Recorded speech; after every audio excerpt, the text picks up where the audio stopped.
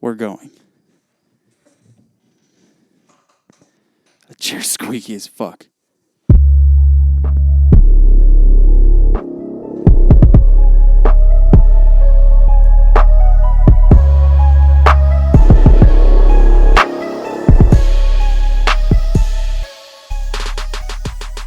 Hi, and welcome to the Over the Bars podcast.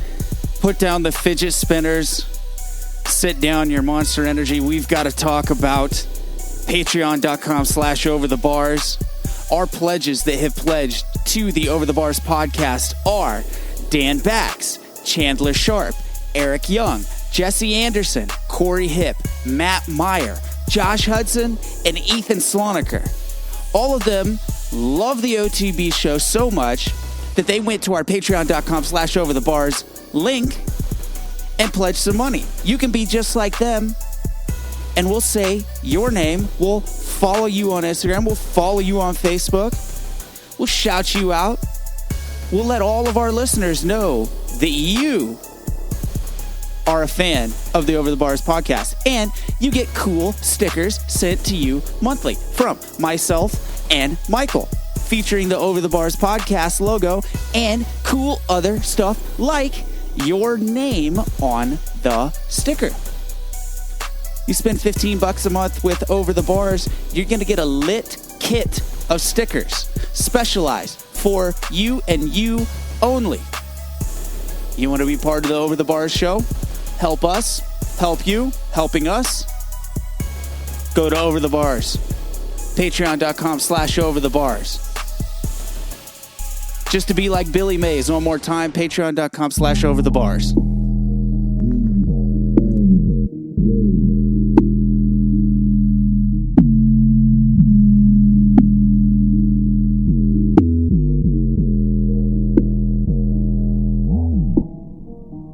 OTB, OTB, OTB, OTB, OTB, OTB, OTB, Over the Bars. OTB.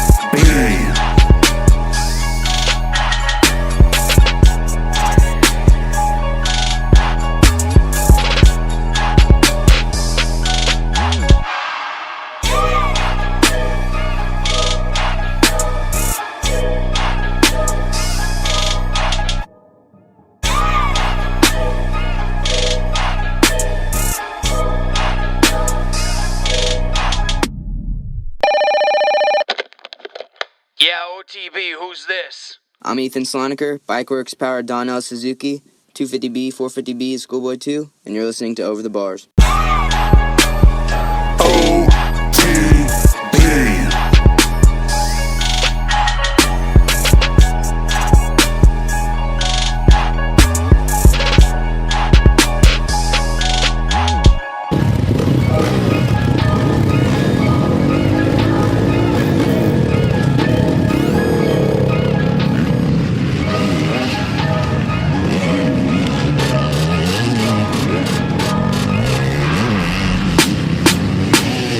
Mike Garrison and Scott Gebken live in studio here at the Over the Bars podcast show extraordinaire. Oh, Scott, I didn't tell you that you got to hold that thing right up against your mouth. I've never done anything like this before. That's fine. So I don't know. Yeah. Just to give you, so you know what you're hearing here, take the headphones and put those on so you can hear yourself for a couple seconds, because otherwise... Otherwise, I get lost in another dimension. Yes, so quit mumbling, please. You're a loud person. I am. I'm trying to not be so loud. We need you to be loud. Oh, I have a hard time regulating how loud I need to be. Okay. Am I doing better? You're doing great. All right. Just talk like we were talking. Do I need to hold it like Mike does? No. No, not Mike Mike. has a special mic. Mike's got a Mike's. Well, Mike. you know, it is Mike's Mike's. Mike. Yeah. Mike and Ike is my favorite candy. Which flavor? The green box. I don't know what flavor. I think that's the original. But which flavor within the Mike and Ike box? Oh, all of them. All of them at once. That's Mike and Ike suicide. That's savage. Half the box in one sitting. I'll eat a whole box in about 30 seconds. Is that part of your training program? Yeah. Innovative MX. Innovative. It's the road trip. It's how I get to where I need to be. You're on the program. A loose program. That's good. That's really good. Yeah. Innovative MX, Mike and Ike's. I'm looking for a sponsorship if you guys could get some information out to them. We're looking for our own sponsorships. At Innovative MX. Brought to you by Mike and Ike's. Yeah. What if you had a Mike and Ike van? Let's do it. Do you remember my air quotes Tide sponsored van that I had? I remember your Tide bike. Okay, so one day I was driving to the track, and I drove past a Tide dry cleaners, and there was a Tide wrapped Dodge van that I stopped, took a picture of, and made a photo collage of my bike that I already had a saved photo of my bike, and then of that van, and said, on my way to the track.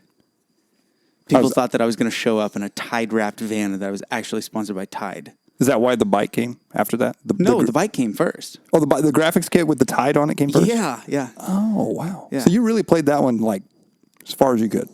It was total accident. Is this the old van that barely ran? No. That wasn't my van. Oh, okay. It was a dry cleaning van. The collage is still mesmerizing Okay, people. so Tide has a dry cleaning office. Okay, or franchises. Right. There's actually one right up the road from here, I think. Is it Yeah. really? Yeah. So Tide had their van. I drove past it, saw it, turned around, took a photo of their van, said that it was mine. The only thing that would be better is if you would have stole it. Turned around, taken it back, dropped your van off, or whatever you were driving, stole the Tide van, and showed up to the track. Are you trying to say that I steal things? Not saying that at all. It's a cool fidget spinner. I did watch Gone in 60 Seconds the other night at about 1 a.m. for no reason whatsoever. Is it one of those ones where you started watching it and couldn't stop? Pretty much, yeah. Is there a Tide van in that? They do have a van at some point, but I don't They think just there's steal anything cars. to do with Tide. Have you seen? Yeah. You're not really a movie watcher. I'm not a right? movie guy. I don't have that much patience. Do you watch Netflix or like No. TV shows? Nothing. Not really. Well, I get into like those late night stuff. Like Like Jimmy Kimmel? Adult Like PTV? Scrambled? like Scrambled? Cinemax. No. Skinemax? Skinemax. X. What'd you say? X what? X hamster? What is it? I'm asking for a friend. The Hub, I thought. Go ahead. Sorry. What? No, like Hoarders. I got into that really big one time. Those are on all day. Well, yeah, but at night they're on what's the one with Like My 600-Pound Life or something like that. or My Big Fat Fabulous Life and Catfish. Oh man, Catfish is my thing right now. Catfish, dude, that's so old. I'm in it though. Like I've been catfished? No, I've never been catfished Oh. that I know of. But What was Catfish? That was on MTV. Is Yeah. the one I know of. the catfish where like somebody finds somebody online and they're dating them and they fall in love, but they've never met them, and then that person turns out to not be they have a fake profile. So then they go like hunt them down and figure out like, why did you do this to me? You never watched Catfish? I never watched MTV. I was a Fuse guy. Fuse. I know Fuse. Fuse. Yeah.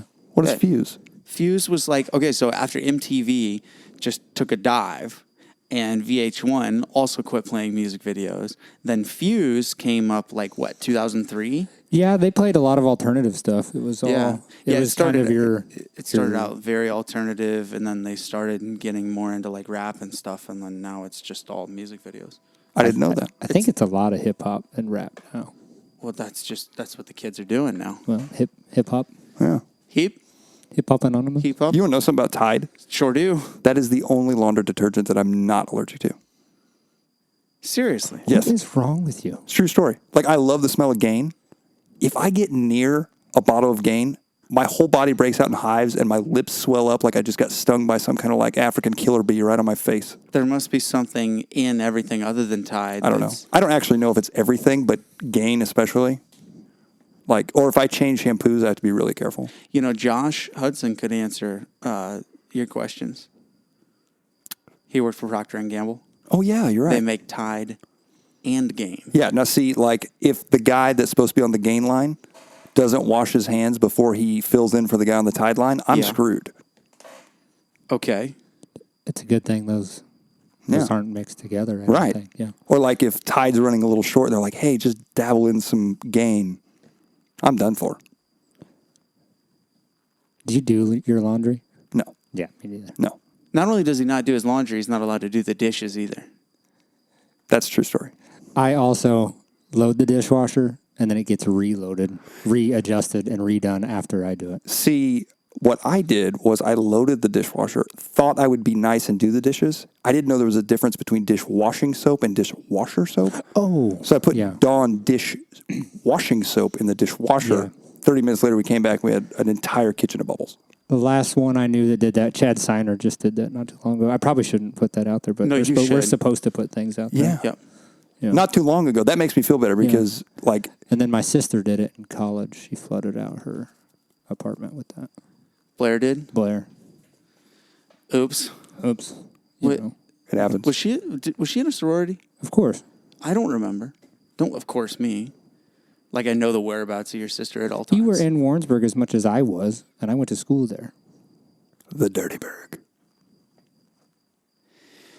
We don't need to talk about me being in Warrensburg. I'm just still trying to not mumble. Yeah, Am I still mumbling? kinda. Is it because you can hear yourself? Probably. Okay, well, give me the headphones. This is, in fact, a motocross podcast. It really is. Can we talk about just a minute here? So this is Scott's first time on the show. Yes, it is. First time anything like this whatsoever. You've never done anything like this? Nothing, ever. Okay. Well, welcome. This is not our usual studio. The OTB studio was consumed with over hours print shop work. So we are now located in the parts room of the Auto Wash Supply Car Wash Equipment Company. Hey, it works for me. Yeah. I'm happy with it. Yep. I We're wouldn't plugged want it into the any other workbench. way. Yeah. We got the LaCroix sitting on the vise. We're set. Not really, but it sounded good. But you had to look, and then I had to tell you. I looked. Yeah. By the way, whenever you came over here with your LaCroix, set it down on the table and cracked it, I wanted to jump across the table and smash it over your That's head. a warm up. That's the nasty one. I'm sorry, LaCroix. There is no nasty LaCroix. That's But the, if there was a nasty LaCroix, there's pamplemousse. that's the only one that's in the fridge. That was the last one because that fridge in there is so crusty. There's a case of Bud Light in there that literally got put in there, I'm pretty sure, from the grand opening party here in 2002. Well, Jeff, you clearly didn't do your part to drink that and take care of it. Well, I wasn't going to crack open the last La Croix whenever it's not in my refrigerator. Oh, I was talking about the Bud Light. I only drink Bud Heavy. Bud Heavy? Yes, sir. Bud Heavy. Not Bud Light. Bud Heavy. I don't drink no pond water. No. Bud Heavy. Yeah. Straight from St. Louis. River water, sir. I learned that Boulevard beer is Kansas City. I learned that today. You just learned that today. I just learned that. I'm not a big beer guy. Me neither. Yeah, I've never, we don't even drink. Neither of us. Never, I ever just- have. Yeah. The Boulevard beer, I learned that. Do you live in Kansas City? No. Metropolitan. Do you live anywhere in the east, west You want me to side be honest of the with you? state? I don't get out much. Like Lee Summit it's traveling for me. It's funny that because even whenever Mike and I were growing up, Scott, anytime we wanted to talk about motocross, dude, he'd be full bore with facts. You want to talk about anything that Mike cares about, and he's like above and beyond with flying colors. As soon as you leave his wheelhouse, which is really, really small, Still this way. then clueless. Just doesn't, nothing. Nothing. Lived in Kansas City his whole life, 28 years old, just found out that Boulevard is brewed in Kansas City in, 29. you're 29? Yeah. In the 6th month of the year, 2017. But I Wow. don't. That's not something. That's almost impressive. Almost. Okay, so Power and Light, downtown Kansas City. Mm-hmm. Been there once. Well, that's not exactly a handicap-friendly place. I'm just saying, like, you would think living in Kansas City, you'd be there more than once. That's kind of like I go there, and when I go there, I regret going there every single time. I used to go there. live less than a quarter mile away from Power and Light. In the cumulative 2 years that I lived down there, I went there 5 times. See, and the other thing is traffic I'm not good with traffic. You just lose your patience? It's not that I lose my patience. It's not like I get angry. I have like panic attacks. I'm like, too many cars getting too close to me. You freak What out? is going on? Yeah, it's like, what is going on? This is not good. I just don't have time. I just got places to be. Well, that too. I've heard it all now. So like Hangtown. We went to Hangtown? Are we going to talk about motorcycle? No. Oh, You went to absolutely not. No. No, I was just going to say the entire trip when we went to California. I had the capability of driving. We took the portable hand controls, but Yeah. I refused to drive. Now, hold on. Wait a second. How do portable hand controls work in a rental So car? sketchy. Well, first of all, you don't ever tell them, oh, hey, the wheelchair guy, he's going to be the one driving with Okay. these sticks that Velcro around the steering column. Yeah. That's basically how it works. Okay. Yeah, my mind is just... Yeah. So then, but how does it... Okay, there's these like bolts, these things that screw onto the pedals. They just bolt on. And so... And they clamp the pedals. Okay. And then you push the... You got a thumb brake or a thumb throttle and then a push brake. And then to hold them together so that they're not just squirreling all over, they're Velcroed, a Velcro strap around the steering column. That's the portable ones. Yeah. Do you use those often? I used them for, I get choked up talking about these hand controls. I used them for 8 years. And then when I got my truck, I learned that there's like a driving program that you go through and they'll help you like equip it with the tow truck crane that's in the back, that Yeah. picks up my chair. Mm-hmm. But in order to do that, you have to go full bore, like through the program, and they have to like fully handicap your truck, which is fine. But in order to do that, they put like permanent, they're not permanent. Like if I go to sell the truck, you can take them off, but they're more stationary hand controls. They're not Velcroed on. No. And it's not two sticks. It's like one lever and you pull back for gas and push forward for brake. So what you're saying is you can't burn them off. No, you can. Because you push forward and then it tilts back. Oh. So it's almost like a little joystick. Yeah, basically. Do you still play Gran Turismo? No. You don't have time for it. I have places to be. Money to make? I wish. Gran Turismo? People still play that? Yeah, what are they on now? Like, Well, I think what is it's like Forza, but it was like the original Forza. Forza like replaced that. oh, I didn't know that. I mean, I think Gran Turismo. Are we talking computer or Xbox? What are we on here? Gran Turismo was that PlayStation 1 maybe? I don't know. I wanna It was- say that was I gotta get a PlayStation. different chair. These creaks are driving me insane. Creaks? What just happened? I popped my voice. I was gonna say, creaky chair, be gone. It's gone. And now it's you. Where were we? We're talking about Forza. Yeah. PlayStation Gaming 1. consoles. Yeah, no, Gran Turismo came out on PlayStation 1. I don't know if it's because I got too old and my whatever, but like I feel like I used to be really good at video games. Yeah. Now, like I tried to play that Forza game. Yeah. I'm really bad at it.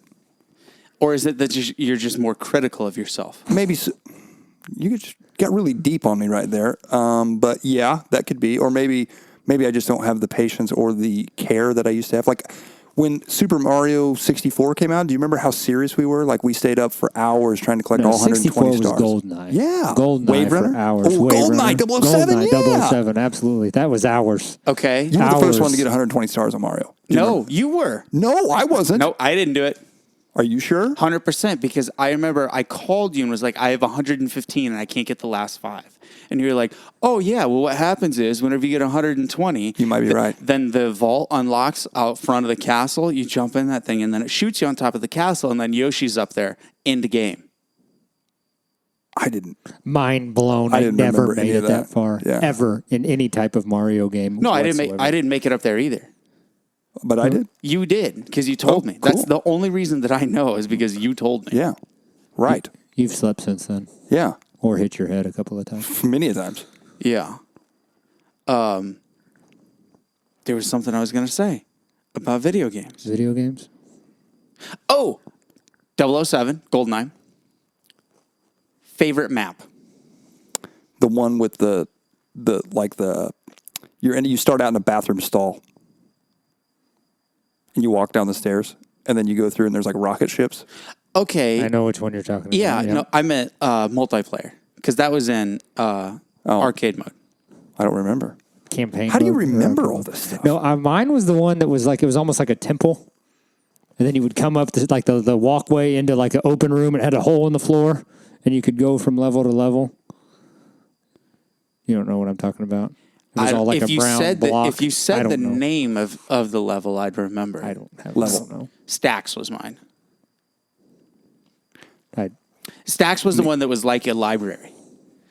Because there was... Oh, and there was like boxes and you could go out in the courtyard. Yes. Am I right? Yep. Maybe? Mm-hmm. I believe so.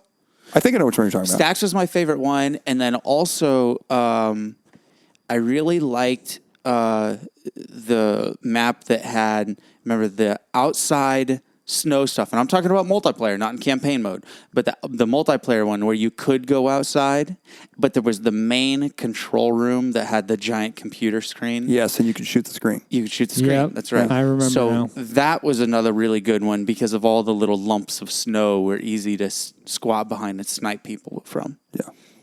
Lumps of snow are always good to squat behind. With the Moonraker. Jeff is a squat behind her. He's a squatter? Are you a squatter? I'll squat behind any lump of snow. Good. Do you squat to pee? Ask your mom. Don't bring her into this. Do not bring. I knew this was going to turn into this when I said I was coming here. I knew this was going to turn into some kind of just shit talking, bashing session. Just when I look at you, it just turns into that. Well, the feeling is mutual, so that's okay. play, Yeah. You play stupid games, you win stupid prizes. Well, ding, ding, ding, you're the winner. Anyway. Bam. You're stressing my brain out right now. What? Okay. Why? Where did we go? Where did we lose you? Just all this old talk, like it's like it's so crusty in the back of my brain that it's like trying to break free, but it's starting to like It's hurt as me. if you have a file cabinet full of those memories, Right. but they're so jammed in the back there and mashed down. Exactly. With, memories of going to IHOP recently and Yeah. and the McDoubles on Dollar Day. And, right, which yeah. doesn't happen because the Royals suck. For the last 6 days in a row, McDoubles have been $1. So we've gotten 6 double plays in a row. 6 days in a row. For the record. Was that like a scrimmage against the local junior high? I'm going Do to... they even have scrimmages in baseball? I'm making him mad right now. He's getting angry. What did I text you? I've never seen a guy throw So- a microphone before, but it might happen. So you sent me a picture. You I sent need me my fidget spinner. Yeah. Get out of here with that. Get out of here. No. He had it in his teeth before you got here, and he went to show it off because it was actually cool what he was doing. And he had his teeth spinning, and then he went to do it, and it just Clank. Right. whacked the tooth.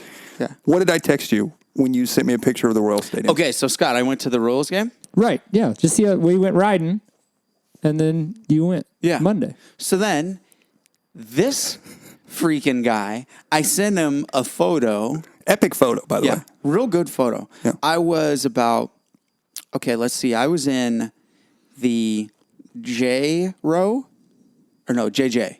Yeah, because I was in 235, row JJ. So that's like maybe 30 rows up from the visiting team dugout. Okay. On third baseline. And fantastic photograph. I sent it to him. He sends me this smart aleck response of what a perfect waste of space for a great supercross track. It's true. Well, I believe my exact words were something along the lines of, it's hard to believe that they took a perfectly good supercross stadium and wasted it on baseball. Okay. Whatever it was. I was right. I locked my phone and put it back in my pocket. Like, I'm done. I can't. He's done. I want to take you to a baseball game. Have you ever been to a Royals game? We've had this conversation, and yes, school day at the K. When you were what? Oh, wow. 9? Yeah, when I was forced to go. Okay. Now, will I admit, was it fun? Yeah. I'm telling you, dude, you need to go back. I also I've been to one Chiefs football game. Chiefs games are a different animal. It was okay. It was okay. I've been to the Mavericks hockey game before. Did you like that? Yeah, it was pretty cool. Have you been to the ice racing at No. the Mavericks Arena?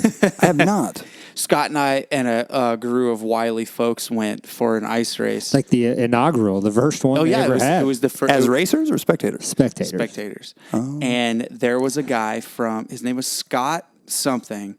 His nickname was Mad Dog. And the announcer kept announcing he was Mad Dog. Unreal. And he had long white hair. The old dude. And his helmet had ears on it. I don't remember that. Or was it, maybe it was his hair blowing behind him, but I'm pretty sure his helmet had ears that hung from it. I like it. Maybe he had painted ears on the helmet. Whatever. Anyway, we started freaking out for this dude named Mad Dog. Like our section of about 15 people, we were going beyond berserk. For any time Mad Dog would line up, they did parade laps, they would do wheelies, they would, talk, and he won his heat and then won the main. He kicked ass. Yeah. He won everything. Sean, his name was Sean. So we got the window open in the parts room, and Did you see that? I don't know what it was. A horsefly. Is that what That it was was? a horsefly? Yeah. Oh, might be the biggest one I've seen yet. I got bit right on the forehead by one of those one time. I saw a giant spider tonight. Were we in my pool when that happened? Sure were. I was getting ready to transition into that. Your sister, your mom, or somebody had just got done telling me, hey, there's horseflies in that bush on the other side of the pool. And I swam down there and I was like, did you see that? I was underwater the whole time. And then right as I popped up, that thing bit me. Yeah. Bet you. I never swam in your pool, Jeff. We rode motorcycles in my pool. That's we even did. better. Yeah, that's right up your alley. Yeah. That is right up your alley. Yeah. Yeah. Wall ride, sand. Scott, pit bikes. tell it. What did we start? You called me. It was, dude, this is years ago. My 70 was an 04. Yours was an 05? Well, let's see. You were old enough to drive, and you had the red Ford. Oh, well, high school. Yeah, We were so in you high would have been school. like 16 or This 17. is, it would have, 16, 17, something like that. Anyways, Jeff calls me. It's like 7 o'clock at night on a Tuesday for no particular reason. We're not doing anything. And he goes, dude, we tore the liner out of, look at the size of that thing. Jesus. Do it. Bam. The sound of that was the death of a horsefly. Look at that thing. Wow. Killed him. Killed him dead. Killed him dead. Yeah. I'm sorry. So where was I? Okay, so Liner. Jeff calls me. We're not doing anything. I think I'm hanging out with John Betts actually at the moment. Dude, it's still alive. It's still alive. Not anymore. No, he's Fidget spin to death. Go ahead. still not impressed. I'm just going So anyways, you call me. I'm hanging out with John Betts like the usual, and hey, we just tore the liner out of the pool. Dog jumped in there, tore it out, whatever. We're taking the whole pool out. Get your pit bike and bring it over here. It's all sand. It's like a foot of sand in this thing. Yeah, it was about a foot of sand. So what I did was I took a shovel and a rake and scraped all of the sand that was in the middle of the pool up against the liner. So then the outsides were banked with sand, and I had that oval-shaped pool. Yeah. Mm-hmm. So it was, we just put the bikes in second gear and just buried. You just buried it, dude. And I had this big gun exhaust on my 70, and it's like, I had a, did you have one? I had a big gun on Yeah, mine, we too. both had big, matching right. pit Yep. bikes, and we just lift them down into the pool, and we ripped left-handers and right-handers for hours. The three of us down in there. And so at some point we had to stop because the pit bikes were getting so hot. But you spray painted Crutchadega. That's on right. the wall. I forgot I did that. Yeah. So just right in the middle of the whole ordeal. And your mom and dad were inside sleeping. We literally did this till 2 or 3 in the morning on like a Wednesday night. That's the thing is I took floodlights and plugged them into the back deck and then shined the floodlights down into the pool. None of this surprises me. No, and it was epic. Seriously. This is coming from the guy that during our little bike races, you got Roman candles out so we could have fireworks shows at the beginning. Do you remember that? Oh, Your mom got really mad. My mom got mad at me for a lot of things, Mike. Well, it was well worth it because my BART bike came out in style. Purple fireworks.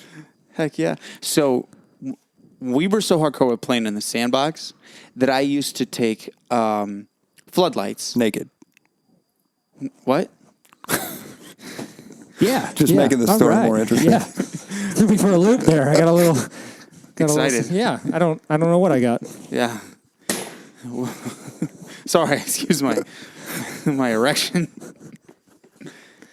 Wow. What? Well, you've listened to the show. You know we say Yeah, I fuck haven't shit listened to and the piss last our- couple. I know. How do you Back feel to the about that? sandbox. Anyways, So what I did was I took a fucking bucket load of Christmas lights and hung them up in the tree that arched over. over your pit bike track. No, over my sandbox that was Oh, underneath okay, the tree. okay, Yeah, okay. yeah. So then we would play literally until the sun came up. With little, the little toy dirt bikes Right. in my sandbox. Build a track, have motors on it, tear it down, repeat under the lights. You know what I just thought about? What? I'm a little slow to process here. Big gun exhaust. Do you remember my big gun exhaust that we made? Kind of. No. I took the baffle out and then we put a coffee can over the back and it sounded, I thought, so cool. Over what? What on what? On my XR70. Oh, That it sounded like a super trap. Yeah. But it smelled like Folgers. You can't beat that with a bat. Yeah. What was that noise? I'm not really sure. It was Did you kind just of, burp into the microphone? kind of, but I don't. It was like unintentional. I didn't make it happen. It just kind of worked its way out. You know how that goes. Yeah. So, Scott, I just thought of something. You just had a training class in Warrensburg at the farm. Tonight came straight from there. Yeah. How many riders do you have? 7. I think I had 7 tonight, Yeah. including Chad Wiggin, the guy who runs the place down there. You know, Can you back up and fill me in? on. Explain to me how, where, and why Innovative came about. Okay, so And exactly, because it's not, like Jeff's tried to explain it to me before, but it's not just a riding class, correct? Like there's Right. more to it. there's a little bit more to it, and it's kind of getting there. It's right Okay. now a lot of it is just writing and coaching. I guess if you want to look at it that way, but there is a lot more to it because more so, I want these kids to be. I want them to do good in school. Jeff doesn't know anything about that, but I want them to do good in school. I'm just kidding, Jeff. Anyway, school, just being a good person. It's more so of making these kids kind of realize that there's more out there than dirt bikes, but still being able to focus and work hard on it. It's more about the work ethic side of it and staying focused. If you have a goal, you need to work towards your goal. And that's a big part of what I feel about it. Is it towards the kids, towards the riders, anybody out there. If it was you or that I was working with or anything, okay, you got a goal. You want to do Loretta's. You want to go race Pro Nationals. You want to win a Kingsville Friday night race. Whatever that is, you've got to work towards it, and that's what it's all about for me. But anyways, you want to go back to the beginning where all this. Well, I was came just from. curious because I didn't even know that was like of an interest of yours. Like I didn't even know that was. So, like the first time I did schools, other than the times that Jeff and I have kind of done these together, Because whenever I used to do schools, a lot of times, if I was not riding or injured or didn't have a bike, I would call Scott and say, "Hey, come be my co guy." Oh, see, Yeah. I didn't know that either. yeah, that. Oh, okay. That's What been was a long time Academy? ago. That's right. Academy MX. Yeah. The last one we did was at Nebo Hill. Yep. And it was I a was- 2-stroke only ride day. I had a 125 at the time. As odd as it was, Mike, everybody that was there was on 2 strokes. Yeah, but what year was that? Oh, 2 years ago? 24, 13. or 20 13. Was it? Oh, No, it was 2013, I had 14. Cowies. No, it was 14. It was 2014 because I was hurt, remember? I was limping around. I was on crutches Might have been. Yeah, I think because you're right. I hurt my knee, and I hurt my knee in 2014 and in March of 2014. oh man, Okay, I thought yeah.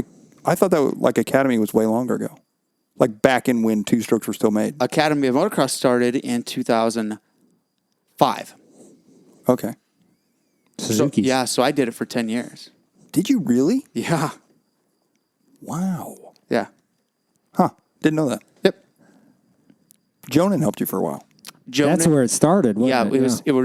it was me and Jonan. And dude, it was just hand over fist of what we were making because we charged like $150. And we'd have a 1-day riding class and we'd have 20 riders and then split the cash at the end of the day. And then I did a class in Moberly by myself and I had 17 riders. Joan Bone was like, "Yeah, I don't feel like driving out there." So I was like, "All right, dude, I'll just go out and do it myself." And then I did. Never invited Dennis back. 17's a lot. 17's That's a lot. That's too many. I well, mean, for one Nide day at a would do. time. Nide used to do 20, and he did it and made it work. Right. So, and that was my cap was 20. But yeah, once you get to that point, it kind of waters down the experience. So then I set my Right. cap at 15 after Yeah. that. My favorite riding school I ever went to was the Tony DiStefano school at Dragoon. The Suzuki school? Yes. Yep. And At Dragoon, of all places. yes, and it was so windy, none of us could hear a word that he was saying whatsoever the whole day. I don't even know what his voice sounds like. Then his example guy, it was so windy that he was cutting some laps, and Tony was like, flagging us off, like, hey, it's too windy to be just doing laps or whatever. Well, the example guy was trying to be cool and rip his way through the whoops and broke both arms. So then they picked the fastest novice that was there and was like, you're going to be the example guy. Nothing's worse than like demonstrating for a group of people or some parents or whatever, and then you just eat shit right when you're doing it. So the last school that I did at Village Creek That's just a little while ago. was that 15 or 16? In Texas? Yeah. Yeah, because Wow. you were kind of getting going on that again a couple years ago. So I did a class at Village, and my first lap on the oval, hold on. This was after that was the same year. It would have been 2014 because my knee was still fresh, and it was my left knee, and I was doing ovals to the left. First oval, dropped my foot, thought I tore my knee again. Was that it? Were you done? No, it was fine. It was just a stinger. And then Right in front of everybody. Yeah, you gotta go with it. Yeah. Yeah. And then I was like, well, if it's torn, I'm just going to keep doing these laps. Just let her dangle. Yeah. I'm sorry. Yeah. Man, one of my favorite schools was an oval night at your house at the Wood. That night was so sick, and I was a student. Yeah. That night. Yeah. So what I used to do, Mike, is I would have these corn drill nights at my house on weeknights, and it was 5:30 to sundown, like 7:45 or so, and we would just do. I'd have 10 to 15 guys come out. It was like $30, $25, something like that, and I would prep up the oval behind the shop. And we just start out doing circles, drill the circles, and then jump on the oval and literally ride an oval for an hour. And you'd switch directions. Switch directions, pull off, switch directions, pull off. We'd run 4 or 5 guys at a time. And I had a group by skill level. And Scott, Nick, Peterson, and there was 2 other people. There was a couple of us. 4. He's the only one I remember being there. You probably know why, but Not Chet Ford. Trent Simpson was there. He ice raced. he was there. He was there at Mad Dog Night. Yeah, I'm ice sorry. racing. Yeah. Somebody else. I don't know, but we had 3 B riders and an A rider in that group.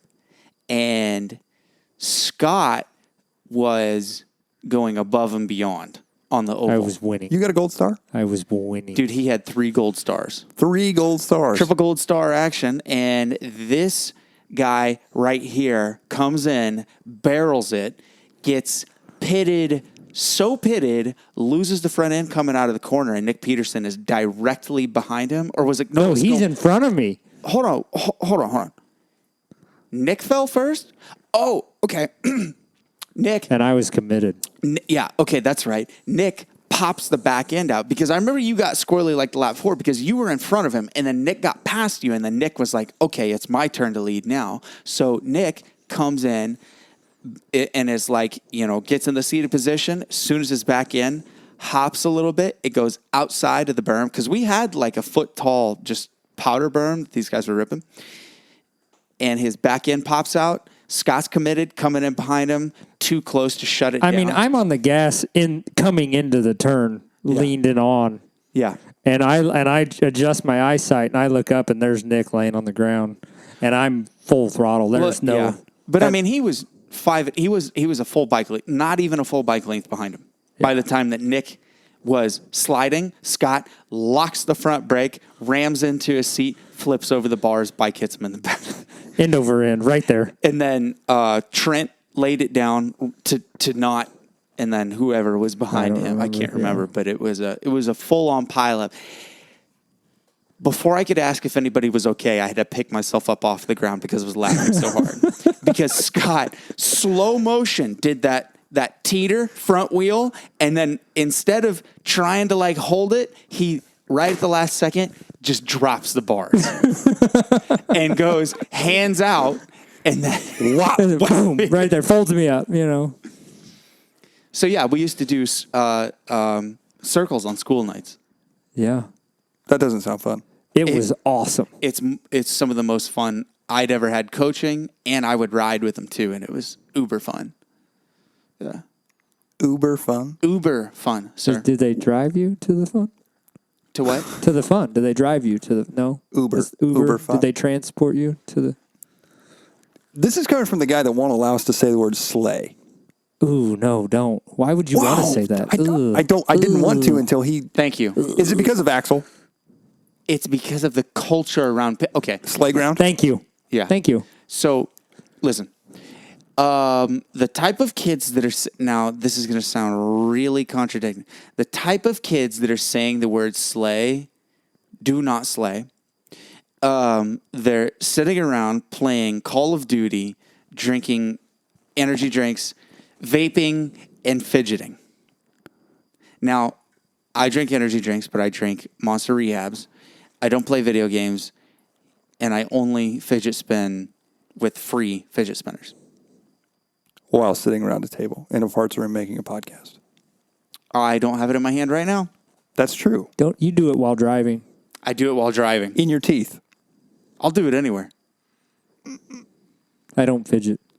I won't fidget. And I won't say have you held one sleigh yet? either. Yeah. Okay. I'm holding one right now. Look at him go. That's the worst one to hold. Just look at that. I spin. can't handle it. Get Nope. it out of here. No.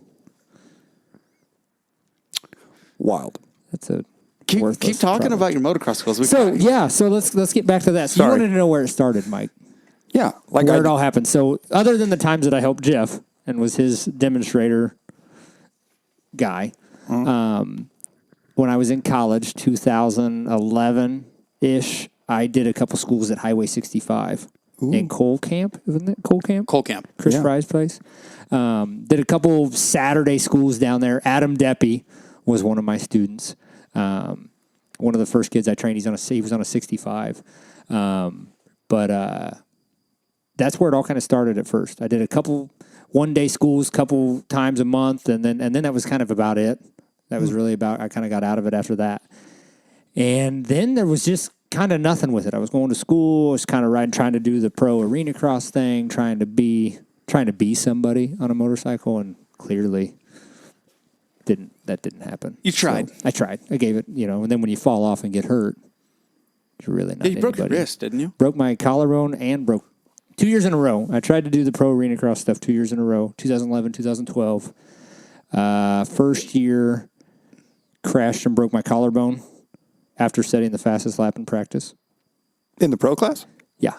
Really? And of my session. I don't think it wasn't the fastest of the night or anything, but in my session. Still. Yeah, Okay. That's my claim to fame. My name was the top of the board, so that was cool.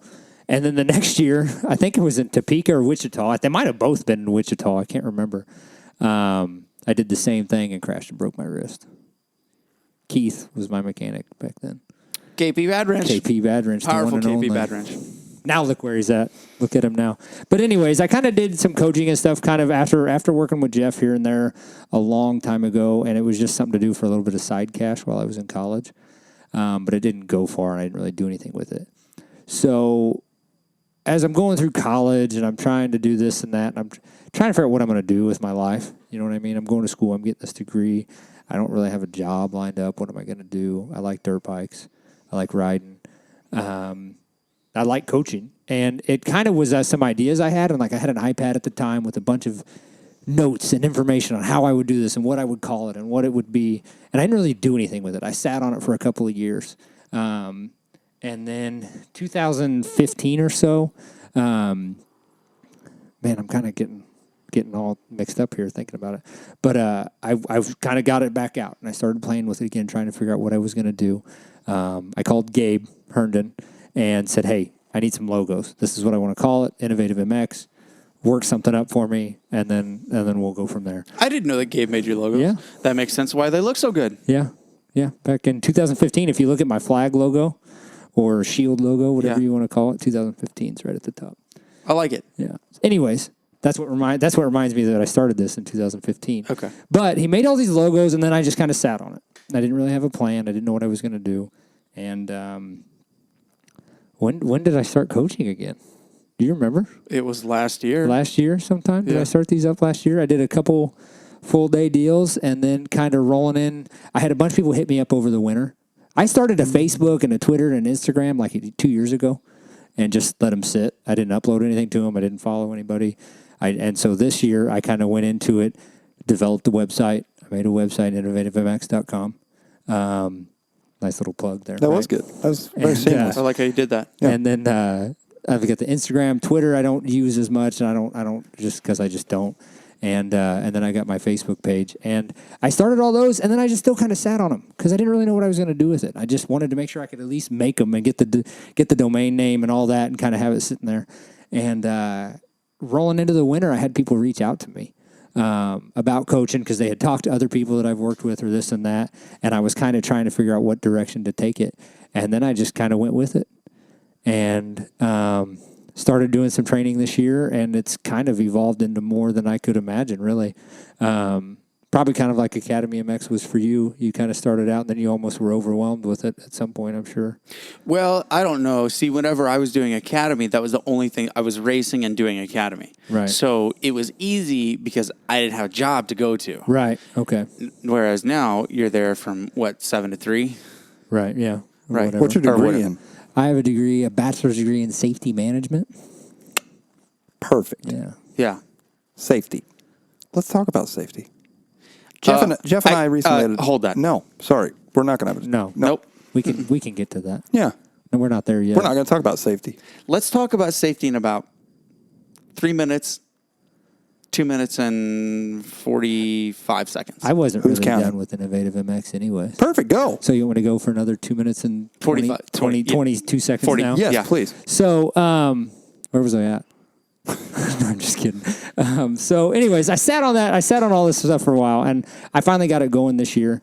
Last winter, whatever, fall into the winter, and then now into the spring and summer. And man, I really enjoy it. I enjoy the coaching. I don't ride as much. This is kind of on my way out type of thing. Yeah. I mean, I don't do as much riding as I used to. For one, I work all the time. I would still love to try to go do the pro stuff at some point, but that's kind of far off.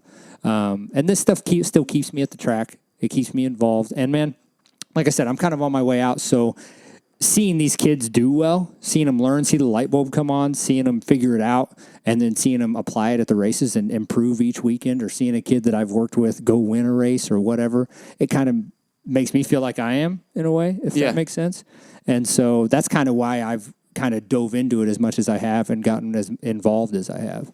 So, I mean, the money side is nice, obviously. I mean, the money side makes up for not riding that night when you're training, or not riding that day if you're doing a full day class or whatever. It makes up for that. You don't ride at your full day classes? Not really, no. I've tried doing it a couple times, and I just walk around in gear all day, and it's not worth it to me. If I can't explain it to you standing here on how to do it right, then I don't need to be coaching. I don't even demonstrate. Interesting. I always see one of my favorite parts was demonstrating. I always like to coach and demonstrate. Yeah, I don't.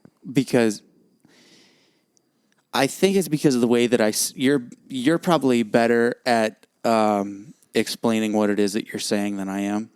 I kind of, as Michael knows, tend to go on these long-winded rants and explanations, and I lose people. So then I just wrap it up with, okay, just watch me do this. Right. Well, see, and that's a big part of it too, is learning the kids and how they learn. And the more I work with each kid or guy or whatever, girl, rider, whatever it is, I learn how they kind of learn, and I'm able to reach out to them and kind of connect with them a little bit better. And I like that part too, just being able to see them understand what I'm saying. And a lot of times I go, do I make any sense? You know what I mean? I ask them that. Sometimes they say yes, sometimes they say no. But What's the oldest student you've had? I've had some vet guys. I had a 63-year-old. Not that old, but I've had. What was their goals? Like, I think of the kids automatically just saying, man, I want to race Supercross. I think for the guys that are that age, it's just more of a Experience. Safety. experience. Yeah. Safety. Are we there? No, I'm sorry. Okay. It starts at 55, not at 50. Anyways, Anyways. a lot of that is that some of them, the older guys, are usually just want to have a little bit more control on how they can improve. Yeah. They're getting beat by their good buddy, and they need a little bit of edge there, or they want to know what can help them save a little energy during the race because they get so wore out. That's a big part of it. So do you cover for that kind of what they should be doing off the track too? We do a bit. I actually had the discussion tonight. I had 2 or 3 kids. Okay, so we're summertime now. I had 2 or 3 kids show up that it's time to do motos, and they're tired before we can even get started. Yeah. Like, what is the deal? Oh, well, I was up till midnight, and then I slept till 10, and then I didn't really eat today, and then came in. You know what I mean? They're young kids. They're on summer break, whatever. Okay, I get it. But if you're going to have that goal, like we talked about, you've got to be goal-oriented, and you've got to work towards that goal. And so, I mean, it's just part of it is them learning that. A lot of kids don't know that. Guys don't know that, so they don't prepare or not on some kind of schedule in the summertime like they are when they're in school. And so we talk about that. We'll work anything on off the track and try to get it in their head. What drove me away from doing motocross schools? So what Scott's talking about there is, like he said, the kids show up to the class. They don't want to be there. Dad paid for them to be there. Dad expects results. Dad then proceeds to yell at Junior on the side of the track and is not letting the coaching happen. Now, if you want to see me blow a gasket, I have. Do that. yell at your kid at the motocross track. I will literally lose it. Like, go on a tangent on a way that you don't even understand. I did it not that long ago at Sandy Corners. This dad, this kid pulled off of the track, and you could tell he didn't put his bike on the stand. He was just sitting there waiting for it. Dad comes over, stands over him, and is like looking down at him and is just yelling at the kid. I went over and grabbed the guy. I was like, "Hey, motherfucker, you want to yell at somebody your own size." And he just starts in on me about how his kid fucking sucks and is just, motherfucking him up and down. The kid's 10 years old. I was like, all right, buddy. I grabbed him by the shirt collar and took him around the other side of his truck. And I was like, if you do not change your demeanor right now, I'm going to mop the floors with you. You're going to wish that you were not here, that you did not come to the motocross track this day because you're never going to come back. And the guy changed his tone real quick and ended up apologizing to me because he realized he was a smartass. But I can't tolerate whenever parents are dickheads to their kids, and I can't stand it because growing up, knowing people like Dennis Jonan and the way that his dad treated him, and I saw it so many times, and I never said anything, and still to this day, it fucks with me because it makes me wonder, what if I would have said something to Terry whenever I was 11, and made You might have got punched. I might have, but I wouldn't have the regret about it now. But anyway,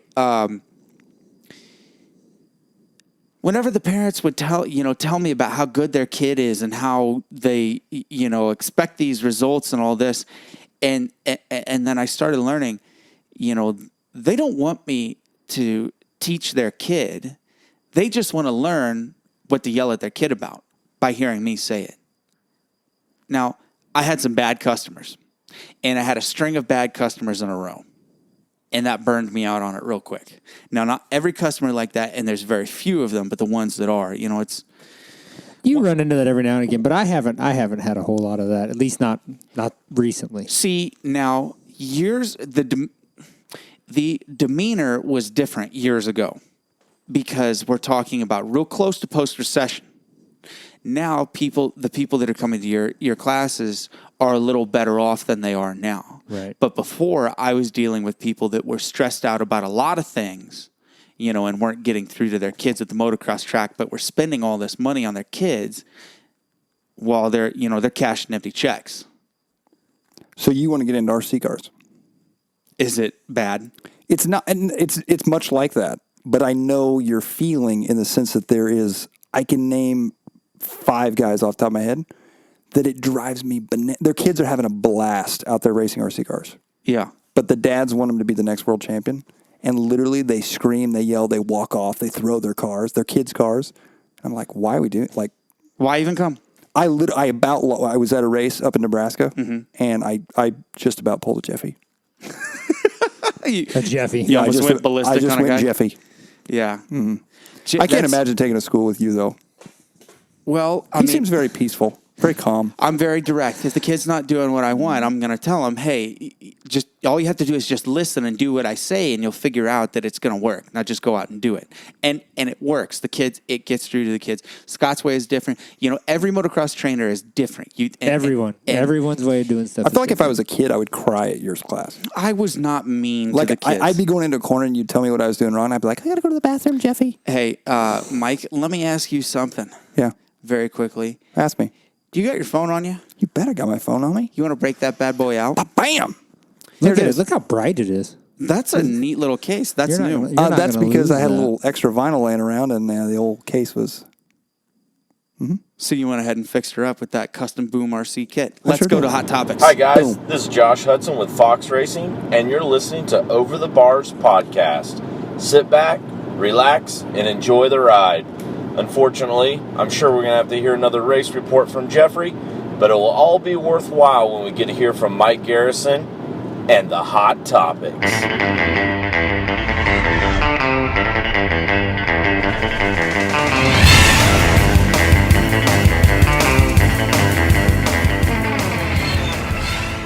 I can't get enough of that music. I truly love it. Jet Moto. Jet Moto. Back to our video game days again. Scott, did you ever play Jet Moto? Never even heard of Jet Moto. Oh, really? Really? Okay, now, imagine levitating jet skis with obstacles like in Twisted Metal, but Twisted it's like Metal, it's like motocross, jet ski, and jets combined all in one. Hence But that makes sense, Jet right? Moto. Yeah, Jet Moto. I'm with you. Yeah. Yeah. Hot Topics. Let's get to the hot topics. Boom. Glenn Helen. Did anybody watch Glenn Helen? I did. I did. Yeah, okay. So HRC Honda. Can we talk about HRC Honda? Let's talk all about Do it. it. I you're just a- bought one. I know. It's very pretty. HRC Honda. If you were HRC Honda right now, how would you feel? So you got Roxon, he's out. Is Seeley out? Seeley was dismal. Okay. But then you got Roxon's replacement rider coming in, and he's out. After crashes in the lead. Yeah. Shocking. Imagine I'll say it right now. Not a Christian Craig fan. Why? Because he does shit like that. I just can't. That's not tolerated at Academy MX. There is a reason that he retired. Lest we not forget. Everyone loves the Craigs. The Not Instagram everyone. Craigs. There's a lot of people that really dislike it. It's a The lot. people who don't know them. The People who don't know Instagram him people like him or don't like him? like him, his wife, his kid. People that that's- don't know him like him. Yes, People that do know him don't like him. kind of like you. No, it's the exact opposite. Oh, wait. People that don't know me like me. People that do know me dislike me. I gotta fit it in when I can. Okay. So, but yeah, if you're HRC Honda, how do you feel? Like, Bummed. They literally, with Ken Roxon, they bought a championship. Yep. They Yeah. were guaranteed double championship. Yep. The first time back on, You and know, then it's all gone. I don't think they're that worried about it because they're selling new 450s hand over fist. That's true. They're everywhere. That's true. That's true. Yeah. They're everywhere. Okay, so speaking of Christian Craig going down, the next hot topic, all of the riders getting hurt in the pro ranks. This could be like the year that the no-name guy wins a race because everybody's hurt. Why is everybody getting hurt? I don't know. Tomac's Moose. You're talking Tomac, Muscan, Grant, Pike. Well, Who's your no name? I mean, I'm saying like in the lights class, like all your guys are your guys are No. getting hurt. Martin is. Which Martin? Jeremy Martin. Both was- the Martins were strong. Jeremy Martin was flat out faster than everybody else at Glen Helen. He Now- just had an early exit. Now, if you factor in things like DNFs because of mechanicals, then you might get an oddball, moto win. What a transition. Tomac's not much of a threat with his front brakes. So, I read online today that they are using some part that actuates the brake better and gives a better feel, but has a more exposed piece. I don't know what it is, but allegedly it was, in fact, a small rock that got wedged inside of the little booty on the front brake lever. Now, I don't know, did you see the photo of Tomac dragging bar in that corner at Glen See, Helen? I thought it had something to do with him locking up the brakes he did the way That's when what I Grant heard. exited, and it broke something. But maybe your thing. Is I heard. I don't know what I don't listen. remember what I read. We can actually say that both are correct We can. because we have 3 people that listen to the podcast. That's a running joke. Oh, But my question still is, here. why does Josh Grant's bike never do it? He doesn't run the same. He doesn't run the same front brake. He runs the OEM modified Okay, so if Nissan. you're after Eli Tomac, and in hindsight, he lost the Supercross championship because of that stupid front brake, why would you continue to run that front brake? Now, allegedly, the front brake issue that they had in Supercross was a bent rotor. But then the one that they had, or whatever it was a different issue than this one. Same system, different issues. There's only so much in a front brake system. Well, when's the last time you had a front brake issue that caused you to DNF? That was my next question. it didn't cause me to DNF, but I did have one on my KTM. I don't remember what altercation happened, but I can't remember if I hit somebody or somebody hit me. But so the actual master cylinder, is that what's the bottom part? I'm losing my... The caliper. The caliper, sorry. So they're floating calipers. Do you know how that works? Yeah. Okay, so the bolts that go through the axle block or the axle Okay. lug, Okay. I bent one of those bolts. How? I don't know. But I bent the bolt, which then rotated the floating caliper on the brake rotor. I thought I had bent the rotor. Nope. I replaced the rotor, still had the same problem, no front brake. And then I pulled the whole unit apart, and I was rolling those bolts to see if one of them was bent. Sure enough, one of them was. When was the last time you were just riding along and your stock KTM or Kawasaki or anything just had brake problems? Never. Exactly. Yeah. Yeah. I mean, well, they're I ran the they're same tinkering. the same oversized rotor set on two separate bikes, like 3 years apart on my Suzuki's. You Yeah. still have them? You should send them to Eli. Well, that's because the Suzukis have been the same bike since 1997. Well, that's also true. There for a while, Suzuki and Kawasaki are the same thing. Remember that? Yeah. Yeah. Yeah, you know, Okay, so further Kawasaki troubles. I feel like Kawasaki is not going to be an OTB podcast Patreon this week. Not likely. This month. No. Forever. What's the deal with all their bike issues? Allegedly The Pro Circuit guys. ECUs. If you- allegedly valves. oh, really? Allegedly. So So many different stories. I love it. we can actually stamp it on both of them. Both of them are correct. Yes. You heard it here. Right here. Yeah. OTV on. I heard the Git systems are the issue. Okay, so Grant Langston actually said on the TV broadcast, what will happen is the parts suppliers will send them parts, and let's say that, okay, so a GET system is made out of electronic systems. Now, if one of their suppliers changes out a fucking diode or something on their board that shorts out, then that's on GET, okay? But if GET doesn't know that little diode has changed, and then they ship off the new units to PC. PC throws those on the bikes because they replace parts like that. They get hot or, get used, and then they go out with these faulty, ECUs. Then, yeah, anything can happen. And a faulty ECU could throw off anything inside of the engine and cause valves to miss time.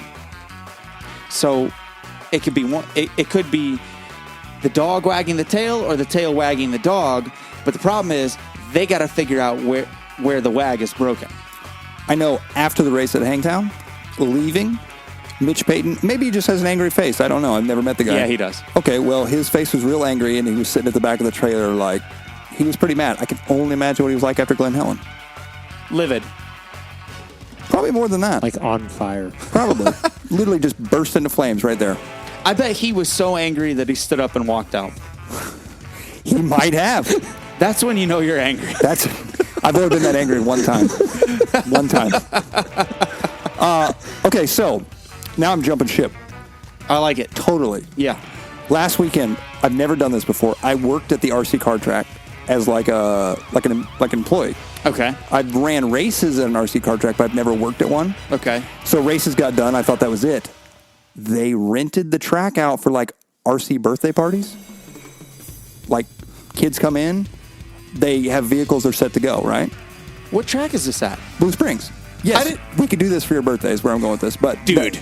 Yeah. Are you going to get a W-2 from this RC car? I don't know. How much does it cost? I don't know. I didn't find out those details either. Okay, go ahead. But anyway, so you show up and drive. You're like a factory guy.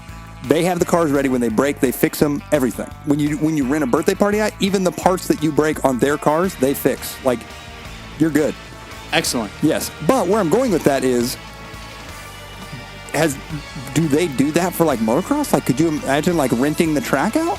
They sure do. They sure Yeah, do. there's a couple companies in California that does have rental bikes where they show up and or they show up. Okay, so they show up to the track with a trailer full of bikes. You show up to the track, rent one of their bikes, and you pit out of their little trailer. You just bring your gear. Yep. And go do moto. Or you can rent gear too. Do you have like a mechanic, or are you in charge of that? They'll have like a one guy. The guy that brings all your stuff. The guy that brings all the stuff is also a mobile. Are the bikes like legit? Like, I mean, like, could you go do good on them? I mean, I like think they're newer model bikes. I think it depends on what company you go with. I wouldn't race them, but yeah, you but can. I'm saying, like, if you're out in California on vacation and you're like, hey, wow, there's a big race at wherever this weekend and they're going to be there, would you personally rent a bike and go race It'd it? be more like, hey, I want to go hit Pala for the afternoon because everybody's heading down to ride.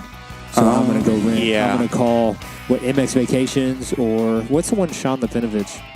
I can't remember. I can't remember which one it is. But with yeah, MX there's multiple Vacations. options. Well, the cool part about it was these kids, like, they don't have the money or whatever. They don't own an RC car. Right. And their parents aren't going to pay $300 or whatever to get them one to find out they don't like it. Right. That's super rad. Well, You obviously, trial and error on a dirt bike is a little different, but and the thing is, you're also talking about for a company to buy an RC car, just good enough for somebody that doesn't know what they're doing. What do you? $150. $150.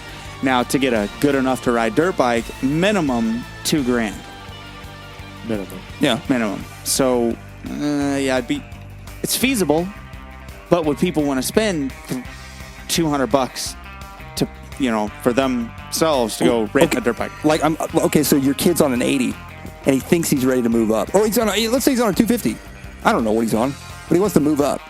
You're a parent, and you're like, man, I don't want to spend $10,000 on a bike. Borrow a buddy's bike. Yeah, you just go borrow a buddy's. dude.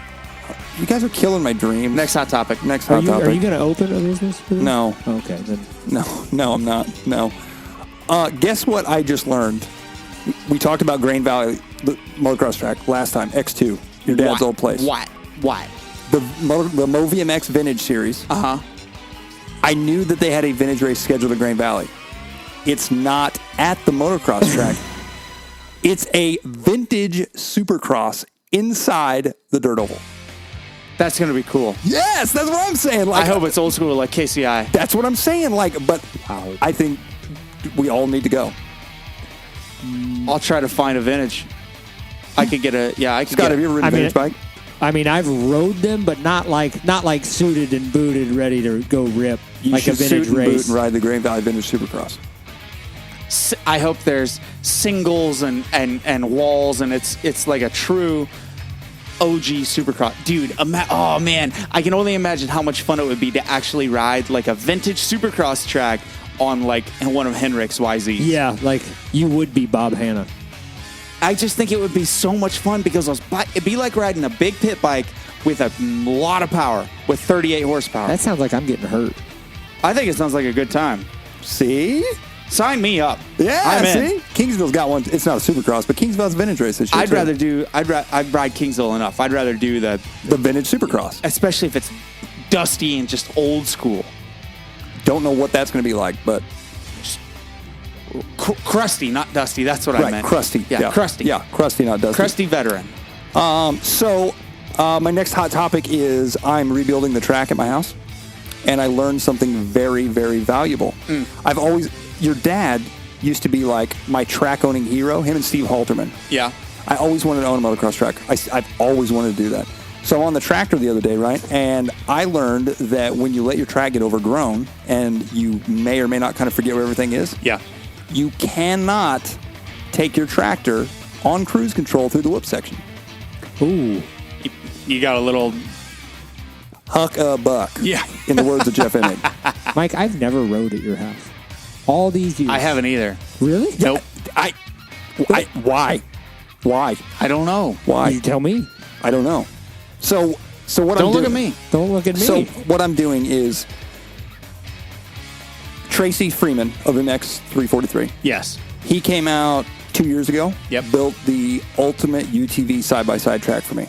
Awesome. Love it.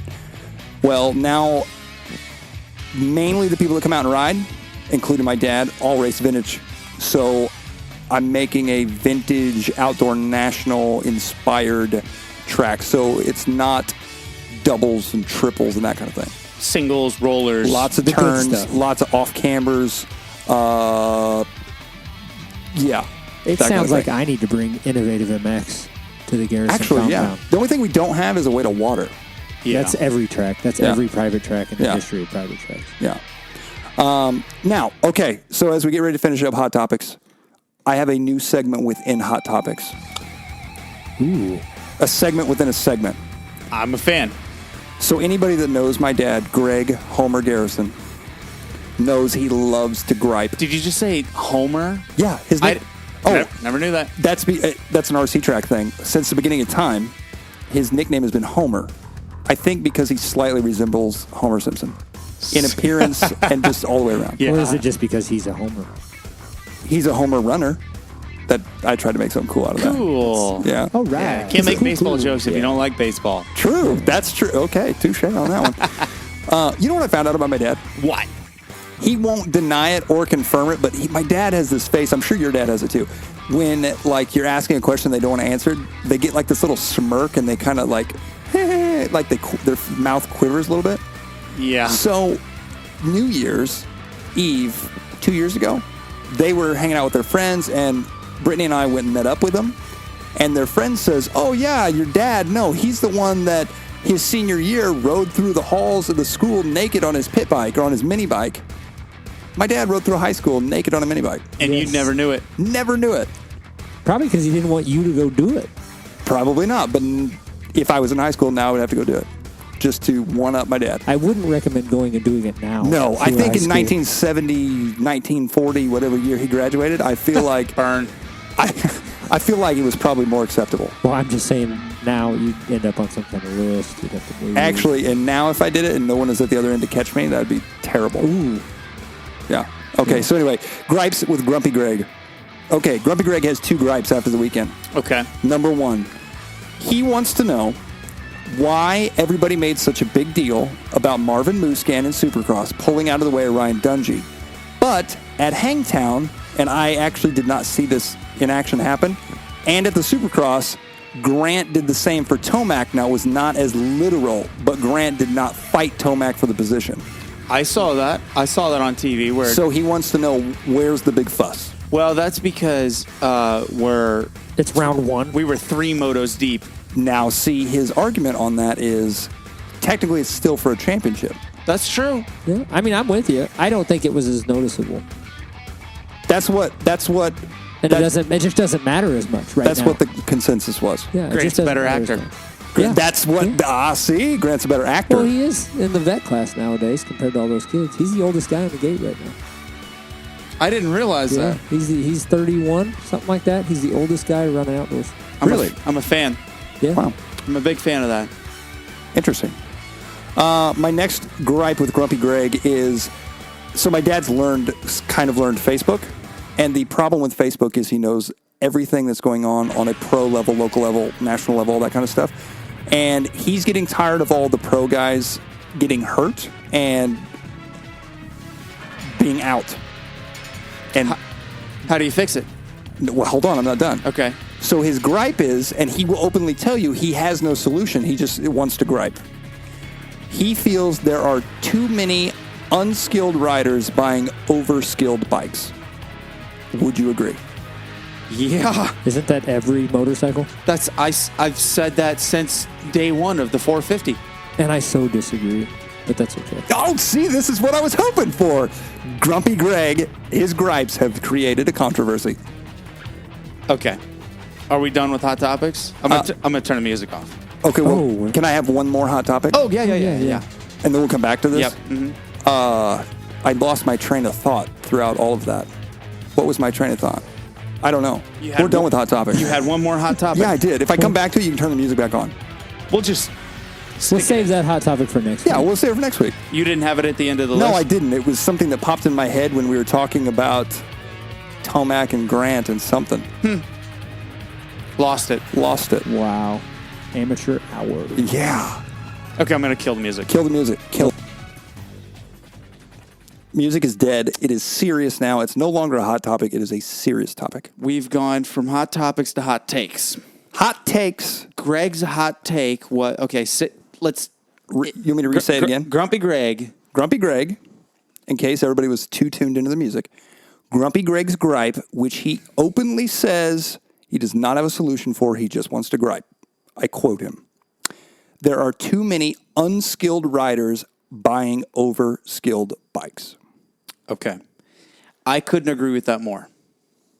Why? If I am a local A rider, speed, which I am now, and I'm choosing to ride a bike that is 45 pounds lighter and 15 horsepower less because I feel safer on that bike and I can ride it faster, I think that goes to show, for me, in my own personal opinion, that a 450 is too much bike. I am more scared of your bike than I am of my 450. Go on. It's You just can't just say something like that. Well, I can't. I'll do what I want. So I disagree in a roundabout way. For one, if you're unskilled and buying too much of a motorcycle, you need to come see me at Innovative MX. I see where this is going. Okay. So, This all makes sense now. I just felt like I needed to add that in. So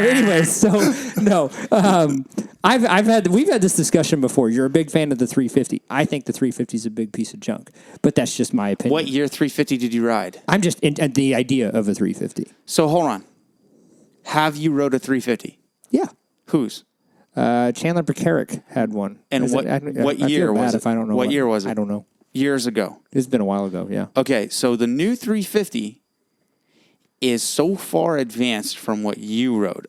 Let's say that you rode a 12, No, it'd have been newer than that. 13, 14? 14, 15. Okay, even the 14 was still kind of Now, the 17 350 is allegedly the best four-stroke ever made. Okay. Power-wise. Allegedly.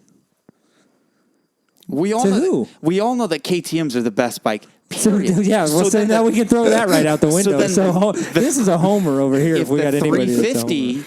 is the best four-stroke ever made, that's only saying that it's the best KTM, which means it's the best four-stroke motorcycle available. You were saying, though, about your Honda, sir. The Honda 450 that I just got is the best out-of-the-box motorcycle I've ever put a leg over. I still haven't rode one, so I can't. I Can't vouch for that. yeah, right. can't. I understand. Yeah. Now, I will tell you what. I run it in mode number 1. It's got 3 modes. The aggressive number 3 mode is entirely too much. I didn't know that Colin it had 3 modes. Fletchall runs it in number 3 all day, every day.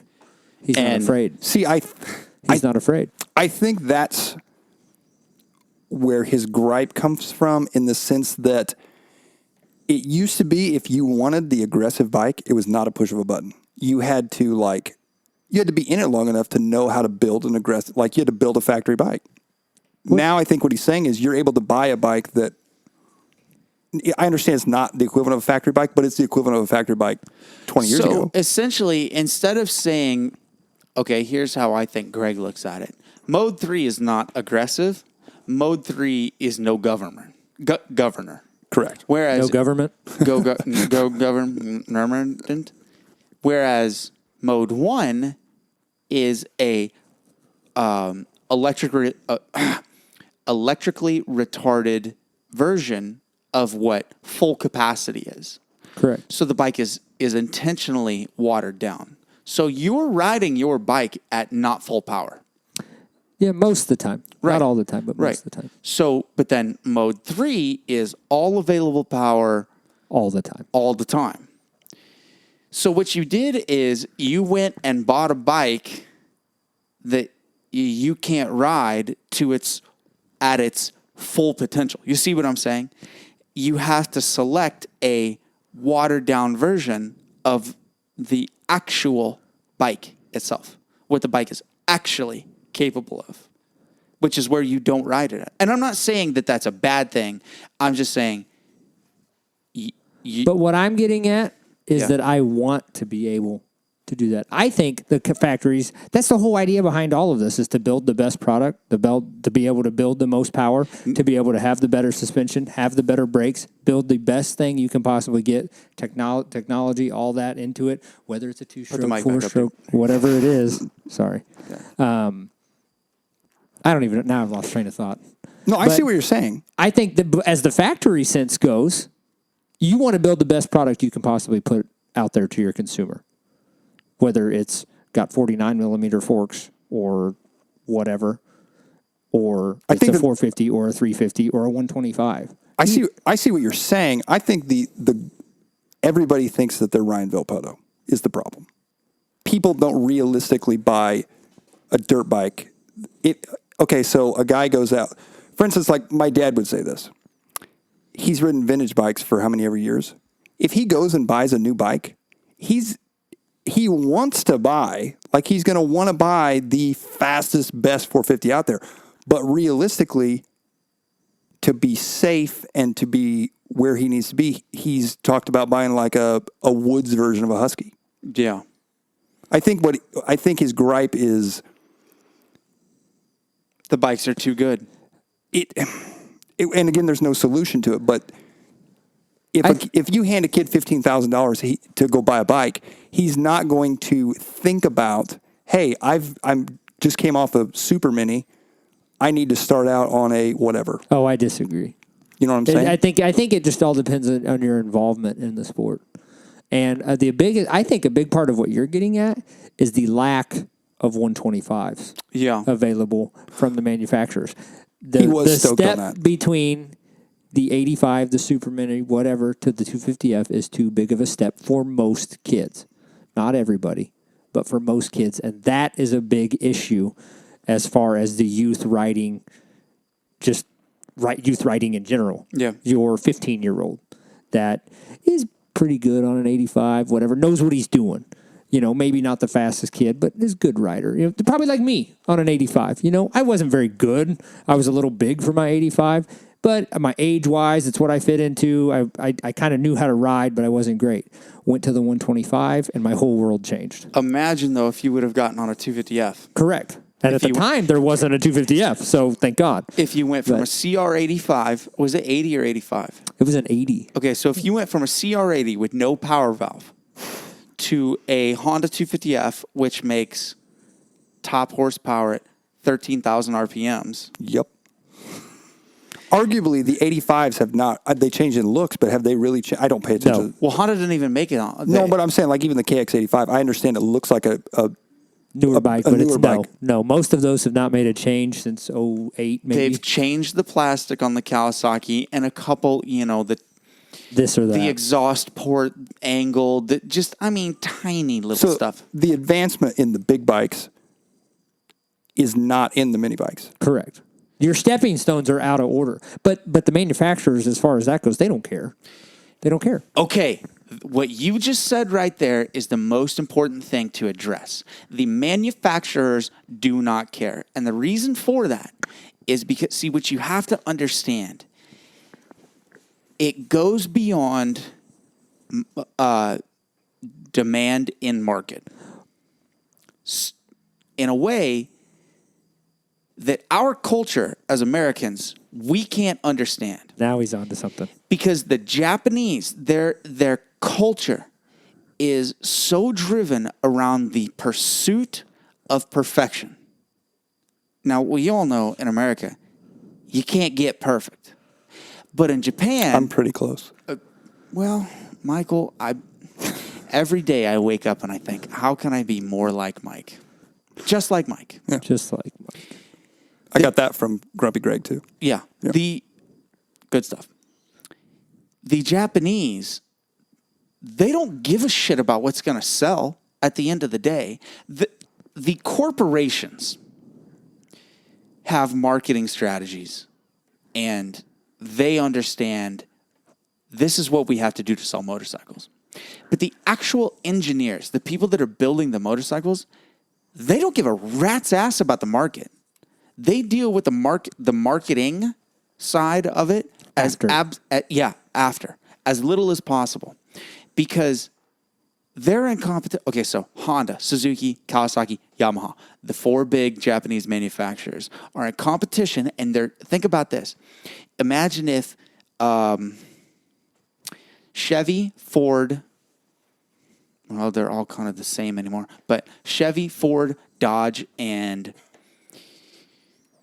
who's another American car manufacturer that's not one of the 3? Just go with That's that. it. Okay, so imagine if Chevy, Ford, and Dodge were all 5 miles apart from each other. They would be so isolated and so out of tune with what was outside of their, 3 little Spinners. that they'd lose touch with the outside world. The same thing has happened in Japan. It's just, we need faster motors. We need More horsepower. We need more horsepower. It has to be faster. Has to turn better, has to stick to the ground better, jump higher, all the same things you And want. in the process, they've lost the spirit of motocross. But there's a whole nother piece of this puzzle that you're leaving out. Okay. Now fall back onto the AMA Yeah. and their class structure and their class rules. Their class rules and their class structure have completely been thrown out the window to meet the manufacturer's needs as far as selling motorcycles. That's right. Because They have changed their entire structure of their amateur racing for people like you and me that go buy motorcycles at $8,000 a piece. They have changed, the whole class structure doesn't matter. So we have to go buy that 450 that creates however many horsepower. 63. So sure, whatever. Is it bad that I bought a brand new motorcycle and didn't even look at any specs or anything on it? I just bought it. You bought hype. Yeah, sure, I did. I 100% bought hype on this motorcycle. Yeah. The other ones, yeah, whatever. But anyways, So what you're saying is the manufacturers make the rules. yes. Because look at your AMA class structure. Why is a 250F and a 125 competitive? Yeah. Or a 252 stroke competitive in the 250F class? Right. None of that even makes sense. When we were racing, you had to have a 250 and a 450 or a 125 and a 250 to run your classes. Now, I can go buy a 250F and run every class I want. Or 252 stroke. Or a 125 or a 252 stroke. That's right. So the reason that I have that KTM 252 stroke, number one, I like 2 strokes. Number 2, I like steel frames. But the main incentive, if I want to race, okay, so I had the Yamaha 125, which I loved riding. I actually had more fun riding that bike than I do my KTM 252 stroke. Bingo. As far as just sheer enjoyment. Now, what I enjoy about the KTM overshadows the sheer enjoyment that I had, because now I'm having satisfaction of results. But I buy one bike, I have one bike payment, and I can race it in 3 classes and get paid for 3 classes and earn contingency in 3 classes. And my bike is, I have an advantage in the 250 class and a small disadvantage in the 450 class. Small. Depending on what track you go to. Well, the thing is, Mike, sure, I have a larger disadvantage from the gate drop to, let's say, the third corner. Yeah. But then after lap 3, then I'm up a leg because my bike weighs 45 pounds less and has 40% less spinning mass inside of the engine. So all of those things I took into consideration whenever I went and bought that bike is because I knew I will be X, Y, and Z more competitive for these reasons on this motorcycle. Whereas if I went and bought a 450, I could only ride 450A and plus 25. And plus 25 doesn't pay as good as 250A. So why not have an advantage in one class and a slight disadvantage in the other? And if I can't beat Colin and Adam in the 450 class because I'm down on horsepower, I'm still going to sleep at night. Whatever. No sweat off of my back. See, that's when I switched from riding 250Fs only. Yeah. Getting a 450 because I was sick of getting roosted in the 450 class on my 250F. That's 100%. It was like one Sunday state race at Kingsville. Yeah. And it was just one of those days where you're kind of running up front, but really you're just running in the rooster tail of every single rider in front of you. And it hurts and it's painful and you're just angry. And the next week I went and got a 450 because I was sick of that. See, the thing is you were dead even with everybody else in the 250 class. Yes. Yeah. And then a massive disadvantage. Huge disadvantage. But look, the AMA ruling scores, look at your 250 novice class or your 250B, or 450 novice. 450B at your amateur level is a little different because some of like your fast kids can ride a 450 as fast as they can ride a 250. But if you look at 450C at a local level, it's all 250Fs. They're all 250Fs. It's just another class. What's the point? Yeah. Why is it even a class? Why not just have 2 open novice classes? But the biggest thing is the class structure from the AMA. They've dictated that. I mean, and maybe not just the AMA. Well, there is no AMA, so it is the AMA now. Yeah. But it's all about what what rules the manufacturer wants to set, what they're designing and what they want to sell. And also, as you've heard me go on this tangent before, contingency. So the promoters are going to advertise, our race has $200,000 in contingency payout. Because they have 63 different classes that don't actually pay shit. But whenever you have it watered down that much between that many classes, because the manufacturer has dictated we have X, Y, and Z bikes, you need to cater to X, Y, and Z classes, stock, mod, plus 25A, plus 25B, vet A, vet B, so on and so forth, from 50s to 450s, from 5 to 60 masters. And then it goes right back to what you said about the little bikes. For virtually no changes in them over the last 10 years. I'm just throwing a number out there. The RM80 since you rode them. Yeah, since we raced, since 1996. The subframe, swing arm, Forks. frame, no, the forks are different. Engine, other than minor millimeter changes, Mike, it's the same exact bike that we used to race, except now it has 2 radiators, 2 shrouds. Otherwise, it's the same exact bike. So the only bike in the mini ranks that's really made a big change is the 150, but it's been outlawed. It's a super mini only bike, isn't it? Yeah. But now there's 2 super mini classes. There you go. Perfect example. There's 2 super There's minis? a super mini 1 and a super mini 2. Now this is at big races. This isn't at a local level, but at the big amateur races, your Ponca, your Lorettas, your Mini O's. What's the difference between Super Mini 1 and Super Mini 2? One allows 150s, the other one doesn't. Are you Why? sure? But they're both big wheel. They're both up to 112 cc's, 2-stroke. But one of them is 112 cc 2-stroke only. The other is super mini open. And I think there's an age year in there somewhere between the difference. But anyways. Well, that's true. One of them is like 12 to 16 and one's 7 to 14. 7 to 14, yeah. 7, I don't know about 7. That rolls into a whole 7's nother little. thing. Why don't we just hand everybody hey, thanks for coming, here's your trophy, instead of making 50,000 classes? This isn't Little League. Yeah. No, that's what I'm saying, but it seems like... That's a whole nother topic. What's your point, though? I'm curious. My point is, I feel like a lot of these classes are made so that more people can feel like they're in the top 3, top 5, being competitive.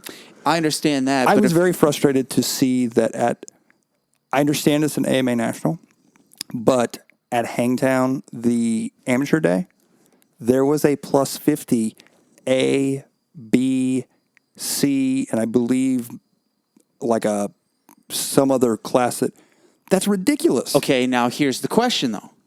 How many entries were there in each class? A had 4, B, I don't know how many, C was pretty full. Yeah.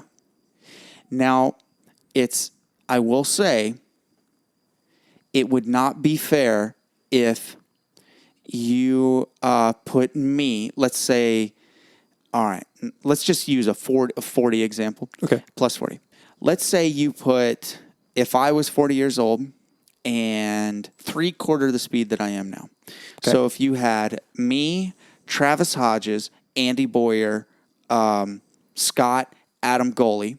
Now let's just say we're all the same ages. You've got those guys. Okay. And then you've got, and this is no knock on Derek, but Derek Tuning, Chad Wygant, Trent Simpson, Jason Hamilton, Okay. local weekend warriors that are also Plus 40. Plus 40, right. My question is, why would you ride plus 40? If you were that fast, why wouldn't you just ride intermediate? Because I'm a former A rider. Once you're A for life. And in my opinion. unless you're somebody special. Right. And you can't drop back down. That's retarded. That's the dumbest thing I've ever heard. How? So you're telling, wait a minute. Whoa. Okay, back up. Okay, so you're telling me that if a guy is like an A rider in the 70s, but he's 60 now, if he was going to ride a skill level class, he should ride the A class? No, because guys, okay, I know who you're talking about, like the dude on the Suzuki. I actually wasn't, but... Okay, can we use him for an example? Okay, yeah. Now, let's say that they had plus 60, or no, let's say plus 50A and plus 50B. Okay. Right? At a local level. Okay. Now, he's also racing with Joe Drennan, Roger Van Meter. Mm-hmm. Okay. Now, does he want to go out and get... Now, the thing is, they're going to do the gate drop. Plus 50 is going to gate drop at the same time. A, B, or C. A, B, or C, plus 50 is going to go locally. Yeah. Because there's 15 total bikes. So if there is... See, I don't see the problem.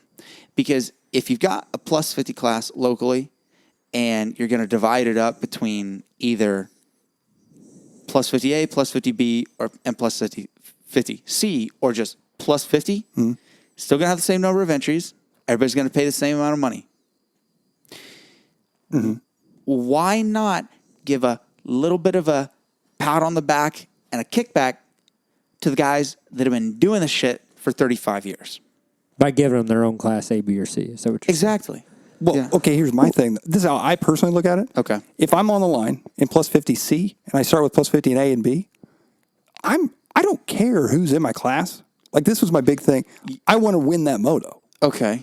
So if I cross the line in 8th, in my brain, I know I was the 8th fastest guy out there. Okay. So I guess that's where the different mindset is, in the sense that I don't want a first place trophy because I was the fastest of the slowest turds out there. I want an 8th place trophy because that's what I got. I understand what you're saying. We have gotten all over the place. Yeah, we have. We've really been all over. But do you see what I'm saying? Yeah. I guess what I'm saying is I'm going back to RC cars, and I know, but... Now hold on. Here's the question. Okay. Now, we know that the guys that are riding the plus 50 class, by and large, don't give a shit whether they take home a first place trophy or no trophy at all. At the end of the day, they are there to race themselves. They're there to exhibit the fact that they still have the ability to ride the motorcycle. And race with their buddies. And race with their buddies. And hang out. Anything else we want to And add? usually watch their kids race. Right. Now, however, whenever you have many dads and you have many moms and you've got these folks that are truly dictating the turnouts and the class structure, I think that the promoters are catering to those that are new to the sport, but it's just trickling down further, to the people that have been at the races for a long time. Because, I mean, like, whenever my dad had Green Valley, it was plus 25, plus 35, open vet. Right. Like, where did 50 beginner, 60 beginner, and 85 beginner come from? Why do we have that? We never had that when we were racing. No, but you also didn't have Austin Faulkner's, Lance Cobush's. You didn't have Carson 7-year-olds Mumford's. living at facilities. See, we're talking about different times, Mike, is back then. Okay, let's say whenever I ate a lot of your roost I know that you did. on the 60 days. All right, so let's say you, me, Zach Evans, Zach Kenning, Logan Schwartz, Trent Simpson, just naming Alex Malott, Brian Goddard. Okay, now we all lined up on the gate at the same time in our age group. Yep. I entirely forgot where I was going with this, but I know I had a really good point, and I'm kind of mad at myself. I think you did too. So, Okay, so I'm jumping around. Maybe you'll think about it. okay. Okay, so an example of what irritates me, and it goes over to motocross too. And so at a RC race that I went to locally recently, up in Nebraska, the same race that I was ranting about earlier. Anyway, so I got third in the B main. Your top 10 guys are in the A main. does that put you in? Oh, I'm sorry. Go ahead. Okay, your top 10 guys are in the A main. Right. You race the B main, and your top 2 bump up to the A main. Okay. And they get to race the A main. Yep. So I got third in the B main. You were the first to not go. Correct. So I get a first place B main trophy. I just want to smash somebody's face with it for whoever handed that to me. I didn't get first place. So I rolled over. I found the guy that actually won the B main. I see what you're saying. And I handed him the trophy. He won the race. Yeah. You see what I'm saying? And it just irritates me to no end the people that feel that, yes, they're trying hard, but there can only be one winner at the end of the day. I see what you're saying, and I agree. I have no other way the world and racing has become pussified, and I'm tired of people going out and just wanting a trophy. There can only be one Highlander. There can be only one Highlander. So you're Right. talking a whole culture. This is a whole culture. It's every level of every sport. Like you said, the participation trophy, your football, your baseball, your soccer. Everybody gets one. No, but we got banners and ribbons and little trophies just for playing t-ball, Right. and junior baseball. Right. The trophies they've always been there. Whenever we were racing 50s, you always got a trophy.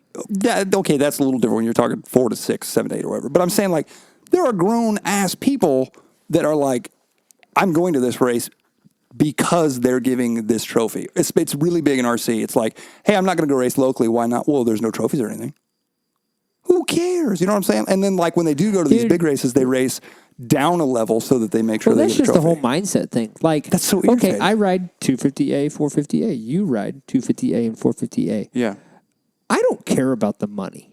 yeah. The $200 to win on a Sunday, like, yeah, that's nice. It's been a long time since that's happened for me, so I don't really have a whole lot of room to talk. But, like, yeah, that part's cool. Yeah, paid for my day, whatever.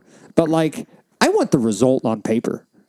I want the 1, 2, 3, whatever on paper. I don't want the money, the trophies, whatever. I want to be able to say, yeah, I won, or I got second, or whatever. I want to be able to say that over the money. And that's me. That's more so me. The money side, that's just a bonus of riding the A class. Yeah, it is. That's not me. But there's other guys out there that will come in and clean your clock out for $50 Yes. and break your bike, break your radiator, break your leg, whatever, for $50. And to me, and maybe this is the vet rider in me, or just because I'm older, or I go to work on Monday after racing, is that's not worth it. You know what's funny is there's only 2 guys that are racing the Missouri State class, or there's only 2 guys that you and I have raced with this year that are not going to work on Monday. Adrian and Morans, Morans. they're both 18. Yeah. I think Adrian's 17. Whatever. He might be 18. Point is, let's say there's 15 guys on the class. Yeah. 13 of them are going to work on Monday. Yes. So and 6 or 7 of those rode Supercross in the last 2 years, or held a pro license. yeah. So, circling this all back around, we're talking. I'm back to the Super Mini 1 and Super Mini 2. Okay. Which is not even all the way back around. You're like midway. That's what I'm all the way back around is 350, 450, 250. Overskilled bikes, underskilled Right, riders. exactly. Okay, we're back to the Super Mini 1, Super Mini 2. That's what I feel like that is. I feel like that is a class because a kid said, well, I don't have as much power. If he was good enough, he would beat the guy on the 150. It doesn't come. There is no Super Mini rider out there against another Super Mini rider out there that I feel like is riding that bike 110% to its potential. So you're saying... Have you ever seen Carson Mumford ride? But I guess what I'm saying is, like at the Monster Cup, he didn't win, but he was riding against 100s. That's strokes. right. Yeah, Right. Carson had the quote-unquote fastest bike on the track. Right. So I guess what I'm saying is it's just a big... It's an entry fee. It's a moneymaker. That's what that is. That's why there's so many classes. That's why there's a 9 to 13 age class and then a 12 to 13 age class and then the Super Mini 1, Super Mini 2. Okay, if I ride an 85 and I'm 12 years old, I can go race 4 classes on a Sunday. The more you that's talk- at a big race. We're talking big races. The more you talk and the more classes you tell me about, the more irritated I'm getting. Well, yeah, because back when it was 65 age group, 65 open, 85 age group. My first race was Super Mini against Jeff Crutcher, Jimmy Albertson, Jonan, Asinger, Asinger, Gilmore, Thies, Cody Clark. I mean, that was my Super Mini very first race ever. And some of these kids already had Team Green support or some kind of support from somebody. There were more than 5 guys on the line getting free bikes. Yeah. Yeah. In 2000. Yeah. But now, if you line up on the line and the guy beats you 3 weeks in a row, they're going to make a new class for you. Go call the AMA. Go call MX Sports. And tell them what you feel. Yeah, Do you see what I'm saying? I'm kind of rambling. No. I understand what you're saying, and I see your side of it, and I see Grumpy Greg's side of it. It's obvious that there's an issue. It's obvious that it's worth talking about. But how do you fix it? There is no fix. That's the problem. See, I feel like once you go down the rabbit hole, You're done. You can't turn around. I totally agree. Except, I will say this much. If you take example on what they're doing on the East Coast with the J-Day races, and then what they're doing on the West Coast with the like Trans World Slam races like that, where it's they eliminate the age classes. Right. It's just open. Yep. Or they do. Okay, so like at J-Day they have actually started splitting the classes up because they were getting too many entries in one class. Now that's a different topic, but they have 125 Pro, and then they have 125 Open. Mm-hmm. Mind you, it costs. As I say, what is it, $100 a class? Yeah, I think it's like $80 to $100, but you get 2 30-minute motos. Mm-hmm. If we A, had the soil, and B, had J-Day races, I would never even think about a motocross track again. You ever watch GoPro from J-Day? You better move, bro. You better move. You ever watch GoPro from J-Day? I've seen, yes. Yeah. It looks like the absolute most fun form of motorcycle racing because it's woods, motocross, GP, endurocross. It's all mixed into one. And you race 2 30-minute motos, and guess what? You're done at 1 o'clock. Mm-hmm. Whereas at the motocross track, you show up, you got to get there 7 o'clock, unload, get prepped up, get your gear on, and then go to riders meeting, and then you go ride your 3 laps of the terrible track. It's always muddy as shit. Ride a terrible track, and then you go out. Your first moto is Moto 9. Track's completely different from the first time that you rode it. So you're riding on a brand new track, and then your last moto is number 22. And the race is at Archview, 5 hours away. So And you got to be home and be at work at 7. exactly. How much fun is that? People always ask why I don't race locally. The only reason that it's fun is if you're accomplishing a goal. If you're not accomplishing anything like I was years ago, that's why I quit. Because there was no incentive for me to go. There was no reason. I mean, it was a burden. Same shit, same guys, same tracks, just over and over. That's why nowadays I pick and choose where I'm going to, kind of like what you're doing. Yep. You did a couple of them just No, because whatever. yeah. Now you're in. Well, I'm not going to Columbia this weekend. Yeah. So I pick and choose when I race, where I race. And a lot of times it's the bigger races, but that's just because they're usually a little more fun. Track's a little better, whatever. Competition is a little better. Yeah. And the local stuff, yeah, I'll go. I'll go hang out. I'll pay my $12 gate fee, or I'll ride practice on Saturday, come hang out on Sunday, see my riders that I'm coaching and stuff. But a lot of times I don't race at the local level. It's an investment of a lot of time and money, and you don't really get that much out of it if you're not doing good. So I think that right there is the reason why they're developing so many classes, Michael. I think that's the reason. That's why. Because there are so many people that have bitched and griped about what a pain in the ass it is to go to the motocross track. Now, also... So it's in that sense, it's a good thing. It's giving them more track time. But... It's a bad thing because it adds time. Exactly. It's catch-22 because we have 32 classes that we have to run in 7 hours. Mm-hmm. Now, That's all depends on your facility. Right. That's 100% down to your promoter and your facility. Well, to an extent, the promoter can only work with the grounds that they've got. You can't run. Okay, see, perfect example. Let's say we go to Cahokia. You can do 3 gate drops in one moto. Mm-hmm. Grain Valley, not going to happen. No. You can't do 2 gate drops. Hardly. We used to do it. Now I don't know. I don't know if you can. But the point is, you can't do the same thing at 2 different tracks just because they both hold motocross races. Correct. But the dividing up classes thing, I think, is to compensate. Now that we've talked this through, I think it's to compensate for the people that are going and like, fuck this, man. I'm there all day. I'm going to get last place because I'm racing. Like we just talked about with Scott, lining up for his first Super Mini race. He had 10 guys that were going to Lake Whitney the next weekend that were going to, get top 15. Now, it's really not very fun to go.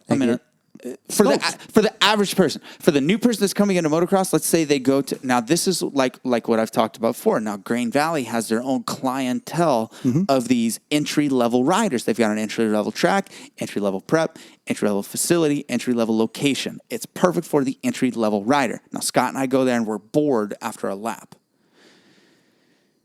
So yeah, you have to divide up the classes to keep these people, our next wave, the next generation of motocross racers are the type of people that are fidget spinning and fucking with their phones at the track all day. Yeah, we're guilty of it, but there are kids, and I've heard people talking about this on the internet and stuff that are saying, some days my kid would rather fuck with his phone than go to the motocross track. Mm-hmm. Yeah. Hey, did you ever remember a time that you wanted to go hang out with your buddies at the pool instead of go ride your dirt bike? No. No way. Never. Never happened. My parents had to pull you in. Literally make me go to prom because there was a state race that weekend. Yeah. I remember leaving prom and driving from prom to the camper to go race the state race the next day. I remember doing that. Do you remember Eric Moore? Eric Moore. Do you remember his prom tuxedo? jacket? Yep. Yeah, Mm-hmm. with 465 on the back. Yep. How much time we got left? We can go as long as we want. I just have one more thing I want to touch on. Okay. Wait. Go ahead. Are we done with classes? I was just gonna open a whole other can of worms, but I can wait. Go. You can go. Okay, let's look at your women's class. Women's classes. Is there 2 or 3 now? There's 2. Okay, so I'm just thinking kind of on the Loretta's level. That's just because a lot of riders I've been working with are kind of on that level. Yeah. There's 2 women's classes. Okay. You can ride and qualify in both, but when you get to the big dance, they both drop at the same time. How do you ride 2 classes? So you are a woman rider going and qualifying for Loretta's, and you have 1 class. You have to pick one. Really? See, I thought that didn't it used to be 252 stroke and under, and then 252, or no, I'm sorry. 250F and 125, and then the other one was 250 and 450. It's all age driven now. But they do overlap. Something like that. But they run them on this. They drop the one, and then they drop the next one at Loretta's. Because there's not enough riders for 40 in each class. Probably, or they just don't qualify that many, or whatever it is, yeah. Novice is the only other class than women that only races 15 minutes. Right. I'm just saying, so and I think I went to that deal in Dallas for the coaches at the Dallas Supercross, and they said the women market is the highest growing market in the motorcycle industry. So this is off road, on road, everything, and it makes up Harley Davidson. It makes up 14 to 15% of women are motorcyclists, and I think they had a category of what You mean I'd have to get on 14 to 15% of women are motorcyclists? Or of 14 motorcyclists are women. Okay. And look what's available to them at the biggest amateur national, and it just that part it just doesn't make any sense to me. Well, I And think that's the promoter saying, well, there's only 30 women total that are showing up to the race. You'll have 30 women at a regional. But that doesn't mean that they show. See, now here's the thing. 2 years ago, Craig Royce qualified from the area to the regional, races the regional, Doesn't go to Loretta's. doesn't go to Loretta's. Right. There's a lot of people that do that because they can't afford, don't have the time to go to Loretta's. So, No, I'm with you. But it's just an example of this class structure and winding it back to the motorcycles of 450cc, 125, the lack of 125s or companies that make them. well, there's And just three. all There's circles three in. manufacturers of 125s. Really, there's two, but Three. one's white and one's orange. Well, yeah, but the thing is, they're two different franchises. Right. No, I know what you mean, but that's what I mean. There's three manufacturers of 125s. Yeah. And it's a missing gap that's out there. I mean, that's now we've come full circle, Mike. We have. We're right back to the end. That was good. And look, you've got a Austrian brand, a Swedish brand owned by Austrians, and then the people that introduced the four-stroke Wow. still selling 125s. You're right. And the Yamaha hasn't changed since 2005. 5. My dad says his favorite bike was a YZ400. Said they ruined it when they went to 426, and it got even worse when they went to 450. The 400 was just enough. Mm-hmm. Yeah. Well, I guess. I don't know. He really liked that bike. Remember, that was the bike that you had to do the half kickstart, full kickstart. The compression release and the hot start and the Yeah, you had to have like you 3 lean it arms. over. I will never forget standing on the line and your dad had the compression release Yep. lever. And I said, Greg, what's that for? Because I didn't know. He said, it's a little clutch for little corners. Yep. If I had $1 for every time I used that line, whenever I was You had a hot start. whenever I had the hot start, Yep. yep. Right on top. It's for inside corners. Little clutch inside for little lines. corners. Little clutch for little corners. I remember the Suzuki 250F had a brass shim inside of the carburetor that would create static electricity naturally. And the hot start would stick open on those bikes and seize. And then the bikes would blow up. Yeah, Guys would blow up their bikes. Yeah, Yep. they'd run too lean. What year bike was it that was shocking people? I had one. I had one of those too. That would have been, 04, 05, the same Yeah, year. The Cowie Suzuki, same Yep. thing. Yeah. The merger you were talking about Yeah. earlier. Yeah, that bike. I had a KTM that also shocked me. Shocked your fingers? Yeah. Yep. Yeah, you don't get that with a Honda. Electric start. You just don't Do you- have do that you have kind the of electric problem. No, it's 18. Well, you can get the HRC kit, But though. yeah, you can't think I'm going to go spend $1,500 on a you electric just spent start? 10 grand. No, it wasn't that much. But regardless, I can still kickstart a bike. I'm still a man. Wow. Hey, speaking of kickstarting bikes, are you getting an Alta? Well, I have 3 topics now. Okay. So let's get into that. I really want an Alta. Because, let me tell you the story. I've done this. I've been down this road. I had a CRF 250X. Donnell's made it the best absolute paralyzed Frankenstein bike possible. And the thing was just a roach. The shifter never worked. The clutch would work here and there. The electric start would sometimes start, sometimes not. The bike would die. I'd fall over. It wasn't fun. The thing weighed 700 pounds. Carbureted. It carbureted. And had a taillight. So, Hell yeah. right? You can flash those bitches as you pass. Right. So I thought to myself, I've thought about the Alta before, but I'd never seen one. I saw one out of Hangtown, and I was talking to the guy, And I was like, man, it like putting this all together, there's no shifting, there's no clutch, there's no starting. I'm like, that's pretty On or cool. off. And all of the mass of the motorcycle is lower to the ground than what it is on our bikes. And I said the only thing I'd have to figure out would be a hand rear brake. Oh, that's an option when you buy one. Did you know that? I didn't know that. I don't know a lot about the Altas. I haven't looked into it. It just hasn't been a hot topic for me. What? I'm like, this is mind blown. Yeah. So I'm trying to figure out how to make that all happen. And I'm guessing by the way that, because the frame is so tubular, I would imagine that it would be extremely easy to develop a cage system for your legs on that bike. Yes. Yeah. The biggest downfall for the 250X Honda that I had was the way you strapped me to the seat. It had to go under the seat pan. Well, if I left the ground, the seat would bend and come up, and then I'd get squirrely. There's a big giant gap where an air filter would be, and it would actually like tie me to the bike. Right. So, is that also an option? No. Oh. They could make it an option. Can I just go ahead and say right now that did you guys see the Alta with the 7 MX graphics on it? Yes. Okay, so No. that's not a Photoshop bike. I know. Allegedly, and this is coming from someone that would know that's tight with Alta, James Stewart does have an Alta. Love it. Why wouldn't he have one?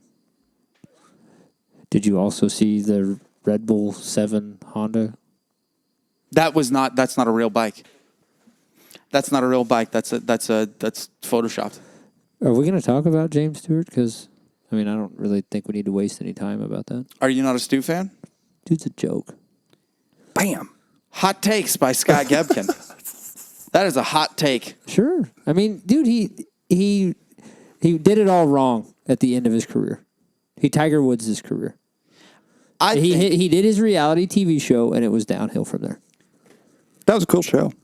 Bubba's World. I think The dude's unreal on a motorcycle. He's got great records. He's got a great results. He's made all of his money. He don't need to do anything else. I can't think of anybody else that would have done it differently if they were in his shoes. If they were James Stewart, everybody would have said, "You want to give me a TV show?" Yes. No, I'm just saying that's the timeline of everything coming off the rails. Of the train coming off the tracks. Now, I'm not blaming the TV show. I wouldn't say it had to do with the TV show, but that's the time frame. Yeah. That's when everything went downhill from there. So what was the catalyst? What made it bad? Because I think it was the reverse engine Yamaha. That's it was the Sam Manuel before Yamaha. that, wasn't it? It was no, because before that he went from dominating every moto on a Kawasaki. He went to the 09 carbureted Yamaha. He didn't go straight. He rode the San Manuel 09, the same. No, I know. Yeah. I know. And he didn't have good luck with it. No, crashes. Right. And then they went to the other Yamaha. That bike, proven, did not work. Nobody rode that bike well. And after that, then it was just misnomer after misnomer of bad luck, bad equipment. I don't. But why doesn't the dude just go away? Why doesn't he? I'm retired. I'm done. What are you talking about? He did. If he did a press release, said I'm retired. He doesn't owe anyone a press release. Think about it this way. Whenever you leave your job, are you going to send out a press release? Maybe. No, you're not going to. If I quit FedEx, I'm not going to put out a press release. I would.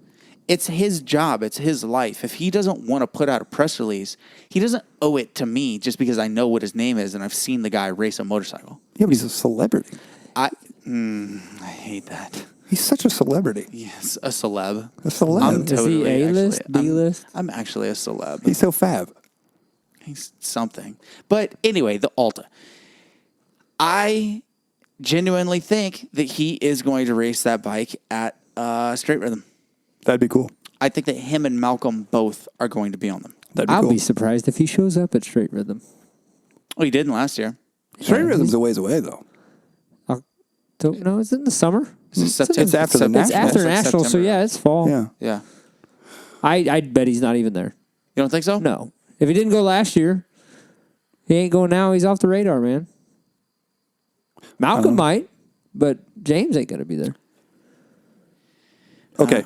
Why would he go? What is he, other than to show up in his Red Bull helmet? Why else would he be there? That's why. That's exactly why. But he didn't do it last year. Well, he didn't have to. If I had a Red Bull helmet, I would show up in one. Fuck yeah, you would. If I had a new helmet, period, I would show up in one. Is Dungy going to show up too? I have a new helmet that I'll let you wear. What size are you? Large or extra large? I'm XL. I can make it work. Got a brand new Fox V3 for you. Nice. Can't have it, but you can wear it. Okay. For the next podcast? Should we do the podcast with helmets on next Yes, that'd be awesome. Yeah. Maybe we could get the sound of a tear off. You know, Pulp already has that. Oh, do they really? Mm-hmm. Oh. Yeah, they have the X brand tear off segment. Bummer. Yeah. Maybe one day you guys will be there. Maybe. Yeah, that's why we have Hot Topics. That's right. So let's Okay, my last two things. Now we can talk about safety. Yeah. Okay, so Jeff and I were discussing. Safety is what I do for a living. Right. That's why I'm getting your input here. So we were discussing if I were to potentially get another bike, start riding again, obviously I would have the... People ask me why I don't have the Doug Henry setup where I have the cage that goes above me. It's because I don't have to use my abs, and you have so much weight up high that it's hard enough for me to balance in a turn. When the weight's that high up, there's no chance. So I just have them around my legs. So my question is, as I'm looking through all of today's modern gear, neck brace or no neck brace? That's a really good question. This has been brought to me as on the coaching side. People have asked me a lot, and I actually went to the coaches summit I mentioned earlier at the Dallas Supercross, and the statistics, the actual statistics from the Asterix Alpine Star guys and from the motorcycle industry is 50% doesn't make a difference. But there's some theory on my side to it. And actually, Cody Gilmore and I had this discussion because it came up and it was a big hot topic. Hot See what I topic. did there? That if you look at your top dogs, Dungy, Reed, Villapoto, I think he wears a neck brace. But He wore the Atlas through his career. okay, so after the Alpine Star. But look at your Dungy, your Reed, your Josh Grant, Tomac. So look at your... Marvin wears the Yet. He gets a big. He's getting the paycheck. Look at these guys that are turning down money from neck brace companies to go ride to not wear one. So do you think they have some inside information? For one, Chad Reed is 100% anti neck brace because he thinks it's what killed Andrew McFarlane. Yeah. And there's a lot of theories that go into that. Statistically wise, in the motorcycle industry, it's 50-50 right down the middle. There's not one way or the other that says it's going to improve or not, help you or not help you. I think there are a lot of people that wear it as a placebo effect, just to make themselves feel better. Mm-hmm. But like what you just said, and I've argued this exact same before, if the guys that used to wear them quit wearing them, what do they know? To turn down, right? To turn down, because we all know motocross racers, any dollar that comes in the door, we're going to take it. You're getting it because this is a short ride. We're going to get it for all we got. But look, Anderson still wears them. Marvin still wears them. Kennard still wears them. A bunch of your top dogs still wear them. Yeah. But if you look at the top dogs, the top guys, your number ones, your guys that have done it and been there and tested this and done that, or designed this or designed that, they're not wearing them. And I believe, and the reason that I quit wearing it is of the collarbone injury rate that a lot of people were quoting and saying, well, you're so much more likely to break your collarbone. Now, I can't show up to work with a broken collarbone. If I break my neck, I don't see the thing. Which one do you want to break? Yeah. Well, which one do you want to break? I understand that, but the odds of me breaking my neck or my collarbone, the risk to reward there is so slim. Because, okay, were you wearing a neck brace whenever you got hurt? I had a donut. Okay. Now, but The Davey Millsap style? Yes. Or Yeah. the EVS donut. EVS. Oh, the old Jeff Crutcher 2001 he had the, style. you had the race collar. Yes, and the or go-kart collar. the argument was which way did it go? Does it Velcro in the back or does it Velcro in the front? Right. That one. It Velcroed in the back. Yes, I figured that out. And the reason for that is because more cases of paralysis come from the chin hitting the sternum, not from the back of your dome going backwards. Because your body actually goes back easier than it does down. And Your neck. you'll fuck shit up going backwards. But the problem is, whenever your neck goes downward, it stretches. Yeah. Right. Versus Correct. compacting. The stretch is what gets you. So, you know what's funny, Mike, is do you remember that crash that I had at Merwin where I knocked myself out in the rollers whenever it started raining? Yeah. You were announcing? Okay. I was wearing a Liat that day. And I landed, you remember, like top of the helmet. Straight compression down. Yep. Okay. Now, I've been racing for 20 some odd years. That's the only time that I've ever had a crash like that. And I had a Liat on. Now, did the Liat stop anything from compressing further? Originally, I thought for sure Right. it did. If it wasn't for that neck brace, I would have had some type of neck or back injury because of the straight down compression. People who can't see, I'm pushing down on the top of my head. The straight down compression that I had on my neck, right? After further thinking about it, I realized if there was that much force, why didn't my collarbones break? Because it only takes 6 pounds of pressure, and those things rest directly on top of your collarbones. Liat, Atlas, Alpine Star, EVS, all of them rest directly. Now, the Atlas splits over your spine and the back, but either way, the first pressure point is on top of your shoulders. And I've broken both of my collarbones. Neither of my collarbones broke. I knocked myself out. I, hit my chest. I lost my breath. But there's nothing wrong with my neck. There's nothing wrong with my collarbones. That's the worst crash that I've ever had where, it was a direct hit towards my head, neck, back.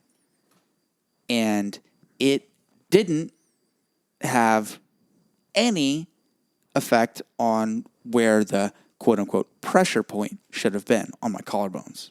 So that's whenever I was like, okay, I had the gnarliest crash possible, like what should have been like the worst as far as neck crashing. compression. Because I hit my head and then it folded downward. I don't think that it saved anything. And a lot of people I've noticed that wear those neck braces, what they do is, and Scott, I know that you see this too. A lot of folks that ride with the neck brace have a major tendency to look so much further downward. Mm-hmm. So to compensate for that, they go from the attack position to scooting their body forward and not arching, but straightening their back, okay, to bring their head up. Now you go from the best riding position possible to the worst, where you have no absorption in your knees, no absorption in your ankles, your elbows that are a bad position, and your body can't go Can't down. react. Right, you can't react.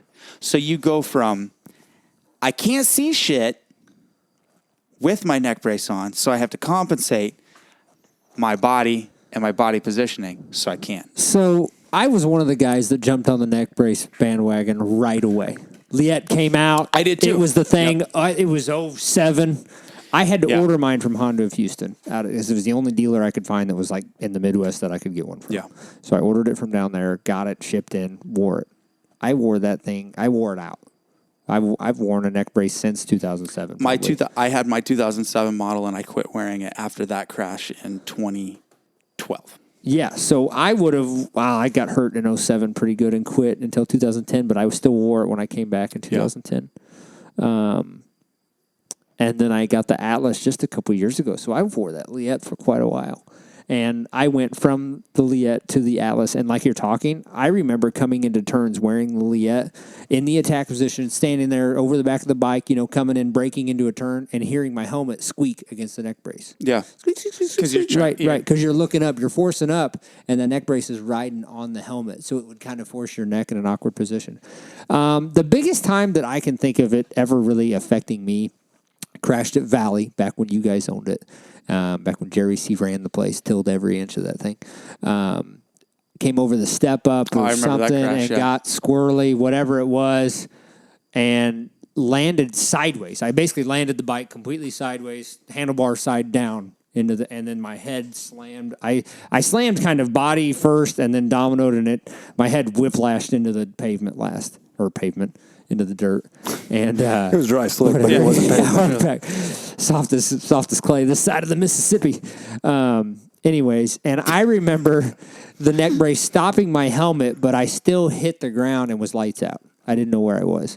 Now, I always thought that maybe that saved me from breaking my neck, from stopping the helmet and stopping everything else. But I guess maybe my head inside the helmet didn't quite stop because I was seeing stars afterwards. So then does it increase your concussion likelihood? And that's the thing is anytime that you have something taking away your body's natural movements, it deflects that force somewhere else.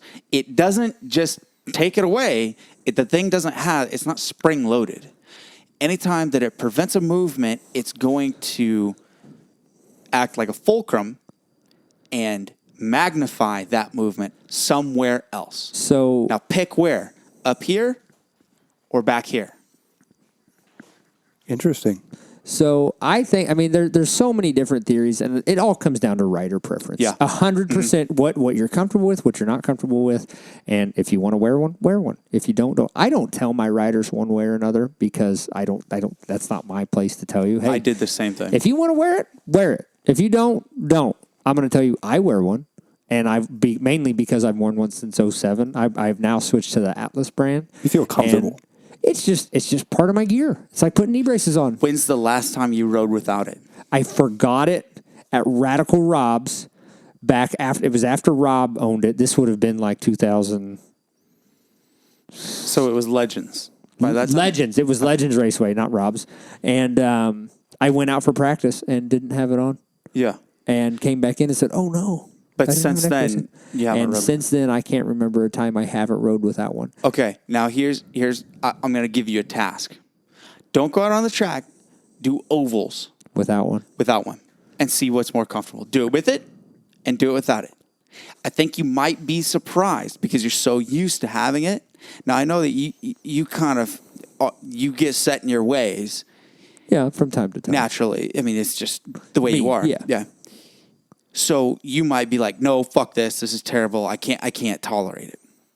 Now, that's what I did is I started questioning the neck brace and I was like, maybe I'll go ride without it.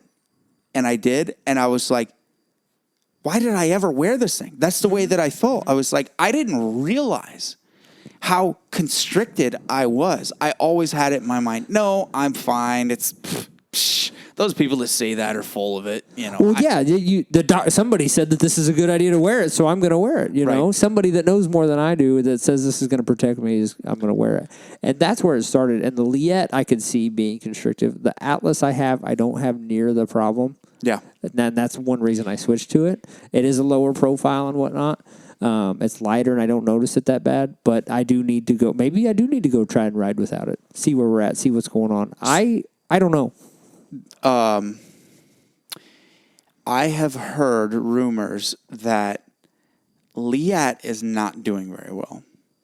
And that's why they got into gear and helmets. Because the neck brace, they built it out of such high quality material. And mind you, it doesn't move. It just sits there and it waits. And in the event of a crash, now people do break parts. It's, stuff's going to get broken. You break the clip off from on and off. Right. Now, it's not like a helmet where you smack your head on the ground and you permanently dent the interior foam. The helmet's ruined after that. You crash in a Liette, it's good to go the next time. Right. So One-time sale.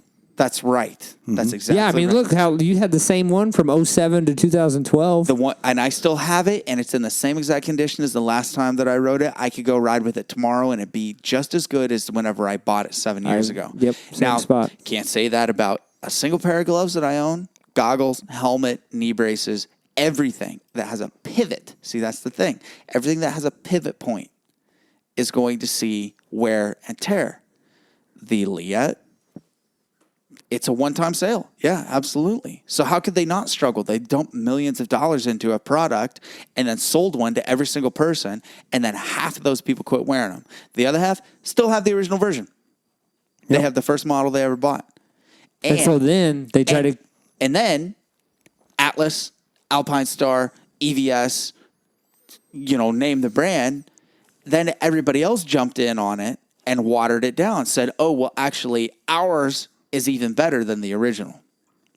So, yeah, it's kind of a squirrely market. And so then they go in and make all these other versions. Well, this one is part of your chest protector, or this one is a cheaper version, or whatever. They turn it into an accessory then. And that it's less about the protection, more about the accessories of the protection. But I think that's why they've said, well, shit, if we're in it, so we got to do more. And that's where they came with the gear. None of this conversation has helped me whatsoever make my decision. No, and it's not going to. That's going to be on you. So Yeah. I'm going to go to Merwin on Saturday. Are you going to be there? Yes. Practice Saturday? Yep. I will go neck braceless for a session. There you go. Maybe start in the pits. Start in the pits. Yeah. Straight rhythm. Go to straight rhythm track and start there. Yeah. Now, here's the question, because I know you're superstitious about starting your bike on the stand. When are you going to decide, at what point do you say, okay, this supersedes the superstition? Okay, so a little bit about my superstition. Yes, please. Okay, Yes, my please. superstitions were very, very bad. Yeah. For a long time. Knock on wood, do this, that, processes, whatever it was that I went through. I crashed and got hurt, got life flighted. Those all kind of went away after that. So now I do have a process that I go through, not necessarily a superstition. I do always start my bike on the stand. If somebody takes it off and starts it for me, I will put it back on, turn it off, and start it again. Now that's just a process. I shoot a lot of trap and skeet, okay? Duck hunting, that kind of stuff. Do you know what I'm talking about? You know what trap and skeet is? Yeah.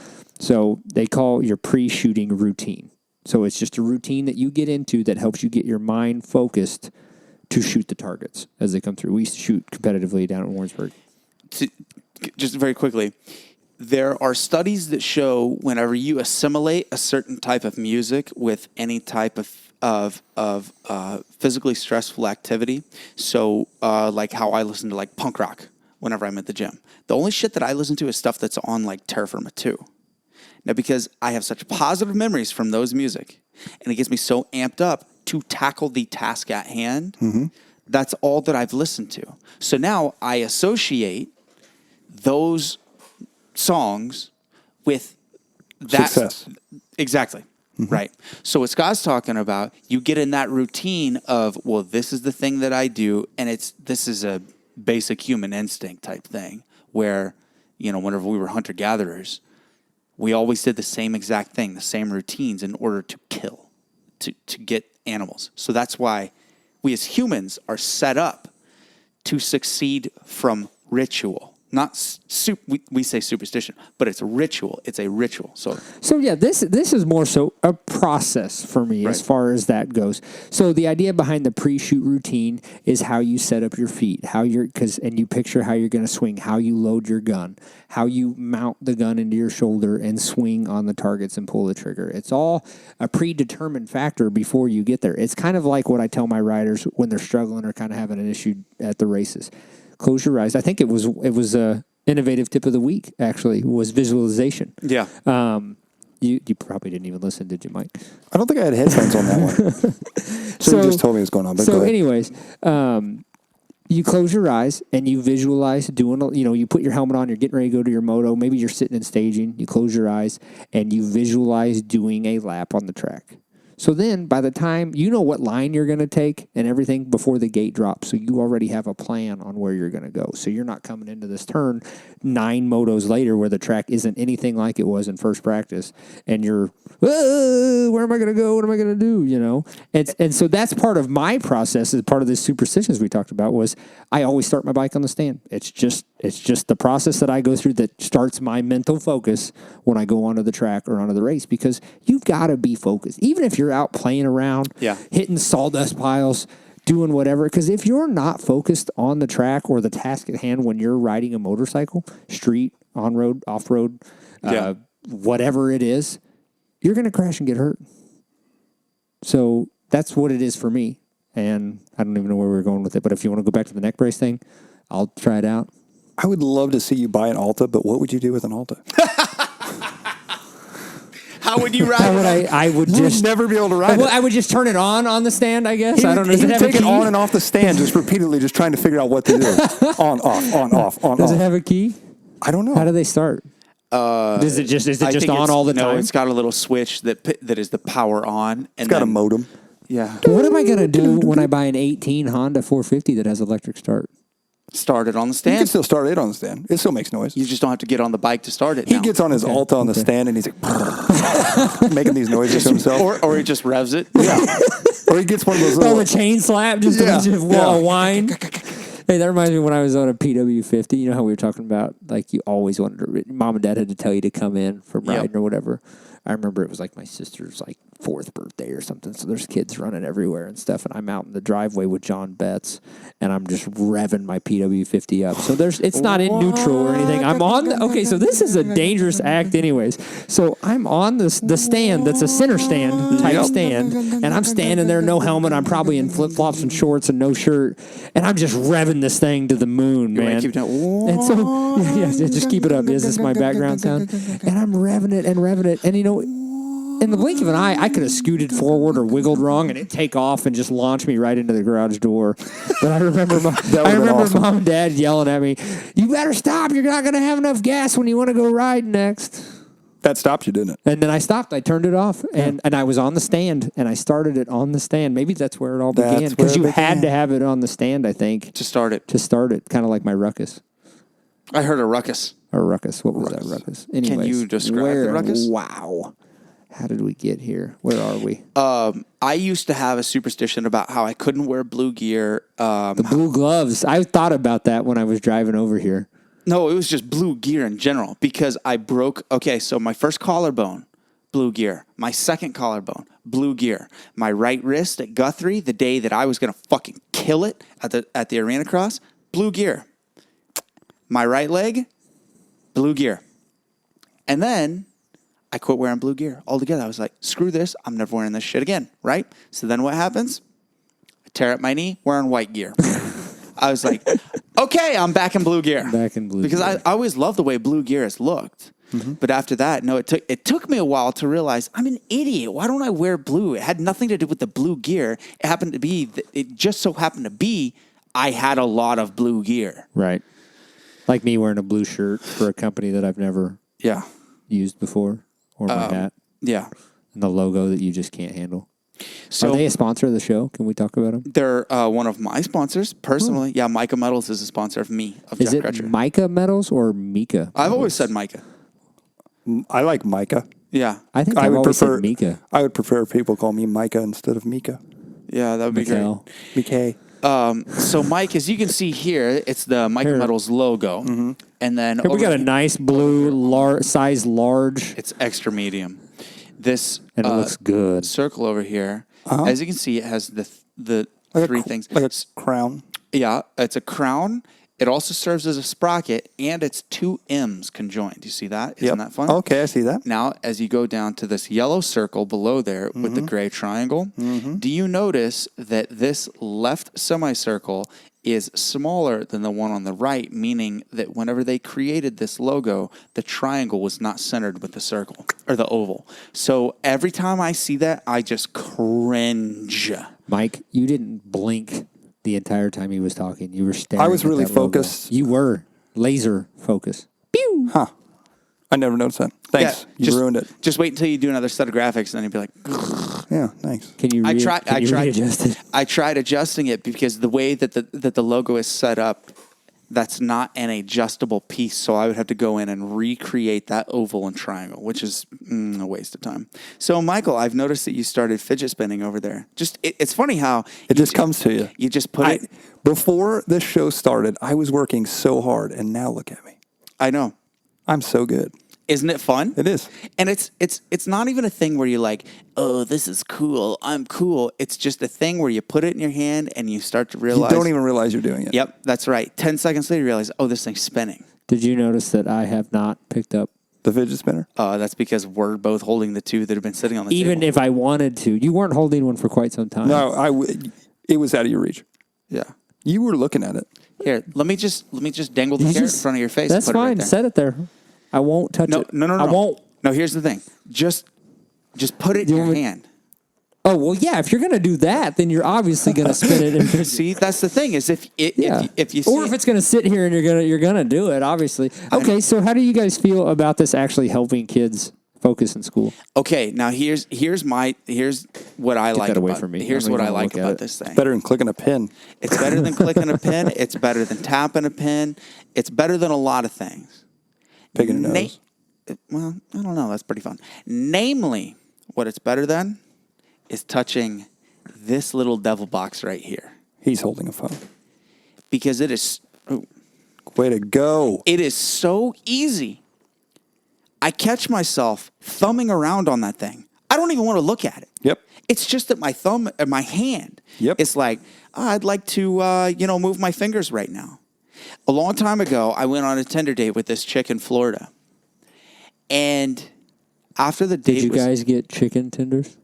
chicken Tinder date? No. No, did I you? don't think so. No? We did go eat somewhere nice. Do you like chicken tenders, Mike? I do. Yeah. Yeah. Okay, so You went on the date. I went on the date. Here's what I noticed about Tenderella. She never cursed. Never said didn't say fuck, shit, nothing. Not one time. I thought you were going to run the gamut. In case you didn't know. I thought you were going to run the gamut the whole there thing? for a No. minute. She never said a curse word. And it got to the point to where I was sitting there and I was speaking normally and I was like, I feel bad because I'm trying to constrict my own vocabulary. And then after the date, we go outside and like the connection wasn't there. I wasn't into her. She wasn't into me. I liked her. I thought she was a very interesting person, but romantically there was nothing there. So we're standing around just shooting the shit in the parking lot, and I don't even realize that I did it. I bent over and picked up a pair of rocks, and I was standing there screwing with these rocks on my hands, just tossing them around, feeling the rocks, just rocks in my hands, tumbling them between my fingers. She said, "You literally cannot stop moving your hands, can you?" I was like, I didn't even know that I did this. And I was not nervous. I don't get nervous in those kinds of situations. I just realized You were fidgeting. I was fidgeting. Yeah. Not that I had too much energy, not that I needed to redirect my attention, not that I had something wrong with me. I just wanted to move my fingers. And I've realized ever since then, I am that way. So I've made a conscious effort to stop screwing with my phone so much. And so now you fidget instead. I got the fidget ironically, and it ended up now it's something that I enjoy. Funny how that works. I will tell you what, and maybe it's just because this is a new business venture or training or whatever, but now that I have Innovative MX and get this going and I'm training a couple nights a week and on the weekends or races or whatever, just dirt bike stuff all the time, I'll tell you what, I am on my phone all the time. All the time. You have two phones. One's a work phone, one's my phone. And yeah, they're both sitting right here just in case. That's funny. You're not joking. No, there's two cell phones, two iPhone 6s right here. Why? For work and work. Can we just... One is my personal phone, Scott Gebken phone. bright One orange one. belongs to AT Industries, Okay. my employer. Also, Can we just pause very momentarily and acknowledge that Michael just quoted a Kevin Gates song? what's a Kevin Gates? That I got two phones. You ever heard that? No, but is there more? Because I think you guys That's are out. all. I think That's all. you It's got, something isn't about it? up in the club. Yeah. One Okay. for the button. Yeah, one's a Are you burner. gonna put that as like your exit song this week, Yeah, actually. Yeah. or maybe your intro next week? I don't know. Maybe hot topic. Hot topic music. So, yeah, I don't know. I'm a fan of these things. I like them. I like fidgeting with it. It's fun. It's just a thing for me to. You're looking at it like you're like, man, I wish there was a He's third. looking at it like I'm- he wants to punch you in the Yeah, face. that is exactly right. Yeah, You're he gave 100% right. He gave me the look a minute ago, and then he transferred it to you. If I was a teacher, if I was Blair, my sister, teaching 4th grade, 3rd grade, whatever grade she's teaching, and I had a dozen kids in my class with those, I would ban them. I'm sure they probably have. I don't think that they can. Why? I don't think that they can ban the fidget spinners because they have a quote unquote medical purpose for Oh. the. No. I'm going to throw this microphone out of your No, window, listen, Mike. It's like the lady that was behind us on the airplane. She had a goddamn goldfish in Yep. a bag, and it had to sit in the seat next to her. Yep. What? How is that fish helping you? She has a mental problem Jeff, why are your pants unzipped? because these FedEx pants are uncomfortable AF. How did you just not notice that? I don't They've been know. unzipped for 2.5 hours. I just leaned forward and got a glimpse of the zipper. I mean, I'm not looking at your junk all the time, just every now and again. It's too late. Are you done? I'm done. We have to What's wrap wrong this with up. you? Did you not? You didn't even know. Did you just realize that it's It's 12:30? 12 o'clock. Dude, we Oh, gotta- my God. Dude, what time do you got to be at work tomorrow? 6 a.m. Well, I get up at 6. Then I ride in. I actually ride in with my father. We work at the same building, obviously. What time do you got to be at So work? he picks me up at I 7. got to be at work at 6:40. Yeah, dude, this That's is more terrible. like it. Real quick, to finish this thing out on a Yeah. high note, did anybody see what Jake Mast is doing? Not Jake Mast. Josh Mast. Josh Mast. In the Bobcat. Yes. Isn't that awesome? That is too cool. I think it's awesome. Actually, let me ask you this, Okay. and this actually came up in discussion today at the track. Okay. Is that too early to be doing that and jarring around inside of 'cause- a piece of equipment with that kind of injury? Did he not break bones? I in mean, his I'm back? just saying, I feel like that's what we just discussed it. I think it's awesome and it's great if he can handle it, but is that not too early for his I don't know. the injury he suffered? I don't mean, I know. kind of noticed they got him strapped in there with some pillows and whatnot, which is cool. And I mean, that's awesome. He's See, out my there deal doing was it, super but weird because I had to lay flat for almost a month. that's what I'm wondering. Yeah. But I've never heard of anyone else, even people with the exact same injury, that have ever had to lay flat for a month. I don't know why I had to lay flat for a month. I enjoyed the time, to be honest with you. wow. Of laying flat. Dude, I did not. People literally came into my house to wash my hair for me. Like, I was like, That's funny because I've gone to places to have them wash my hair for me. you know, and I didn't even have to. What about that beard? Do they wash the beard? No, nobody's going to go near that thing. If you ask, the beard's coming off this week. Whoa! We got to take a picture. Hey, I found out something really interesting today. So I pulled up to a stop, and there was a UPS guy today covered in tattoos, just like me. And I was like, dude, what, did they end their tattoo policy? He's like, no, I'm just waiting for them to yell at me. He said, I'll get, reprimanded, might lose a couple dollars, but then I'll come back to work the next day and I'll do it again. I'm like, well, that's pretty bold. And I was come to find out. So, Scott, as you know, you work in a union. You're not in the union, but you work for a union employer. Correct. Right. So, what union does AT deal with? Multiple. We Okay. deal with local 2 sheet metal, Okay. local 27 insulators, local 101 operators, local 264 laborers, and local 1290 laborers. Wow. So you have, was that Four. Four. Okay. So as you know, within a union, No, that's 5. It's Yeah. late. 4.5. Whatever. I don't know. It's 12:30. so at UPS, they renew their contract. The Correct. Teamsters renew their contract with UPS every 3 to 4 years, whatever, to meet with current standards of what they feel like their workforce is entitled to.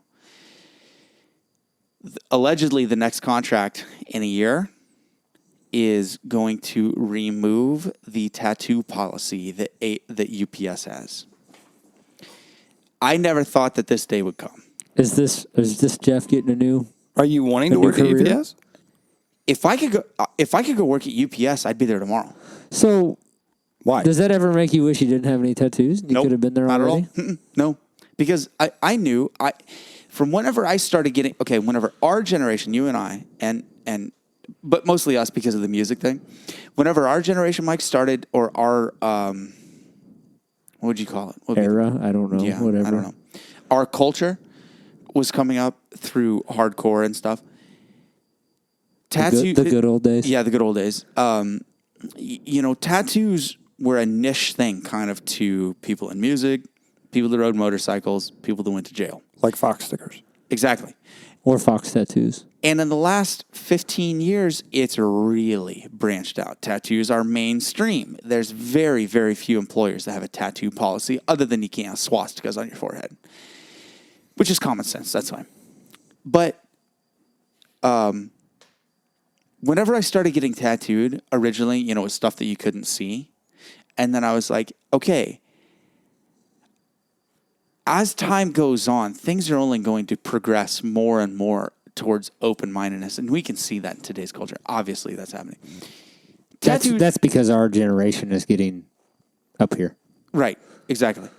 So tattoos are just going to be more and more and more accepted to the point to where companies like UPS, because so much of our generation is so heavily tattooed, they're just going to have to say, we need to just eliminate it, because they're going to hold out on a giant chunk of the next wave of workforce. Mike, how many tattoos do you have? Scared to death of needles. So zero. I've drawn 1,000 of them, had a million ideas of getting one. I went in the mall, saw a little girl get her ears pierced at Claire's and just about passed out. Wow. And I was like, nope.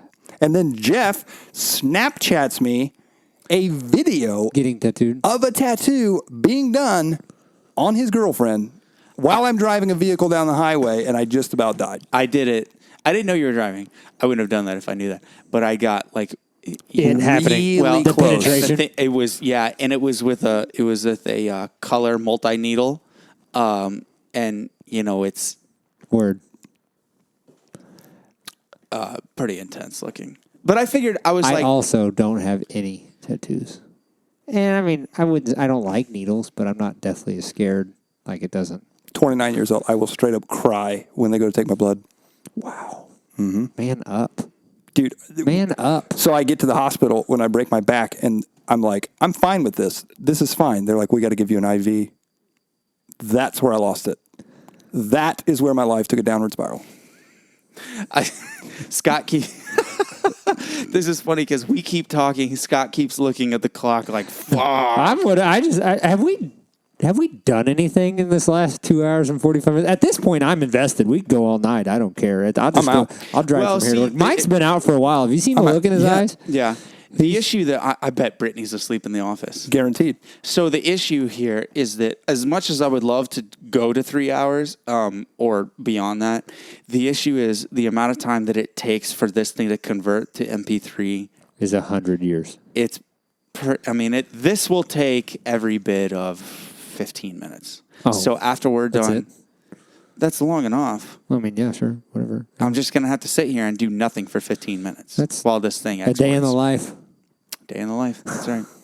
Scotty G, Innovative MX, thank you for coming on. I appreciate it. Yeah, thanks, guys. This was fun. I hope you have me back. I don't have any idea what I'm doing, and I probably ruined OTB, but whatever. Longest episode we've ever had. Yeah. Most we've ever I talked hope it's about. like the most viewed. We got to go up against Jared Tebow. Okay, he's a tough one. Yeah, So Jared's got a lot of international I know. viewers, but here's what you've got a good social following. I do. So what I'm going to ask you to do, I'm going to and this for some already hit the story, bro. goddamn reason, it's so hard for our guests to simply post. You don't have to worry about me. I need the image. That's it. I'll send you the image. We'll tag you on Facebook. I need the link. And the link, you'll get the link. Done and done. You got it. First thing in the morning. Go to tonight. What is wrong with you, Mike? Did you just burp in the microphone? You are 29 years old. I was snoring. Are you plus 30 class? Oh. Hey, innovativemx.com. Check it out. I just plugged that in there for me, not for you.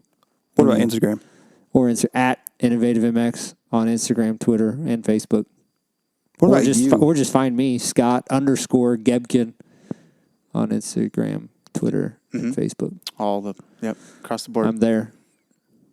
This episode of the Over the Bars podcast is brought to you by our Patreon subscribers. If you would like to be a Patreon subscriber, go to patreon.com, patreon.com/overthebars. Pledge, donate, help us pay our bills. But don't go right now. Go to bed.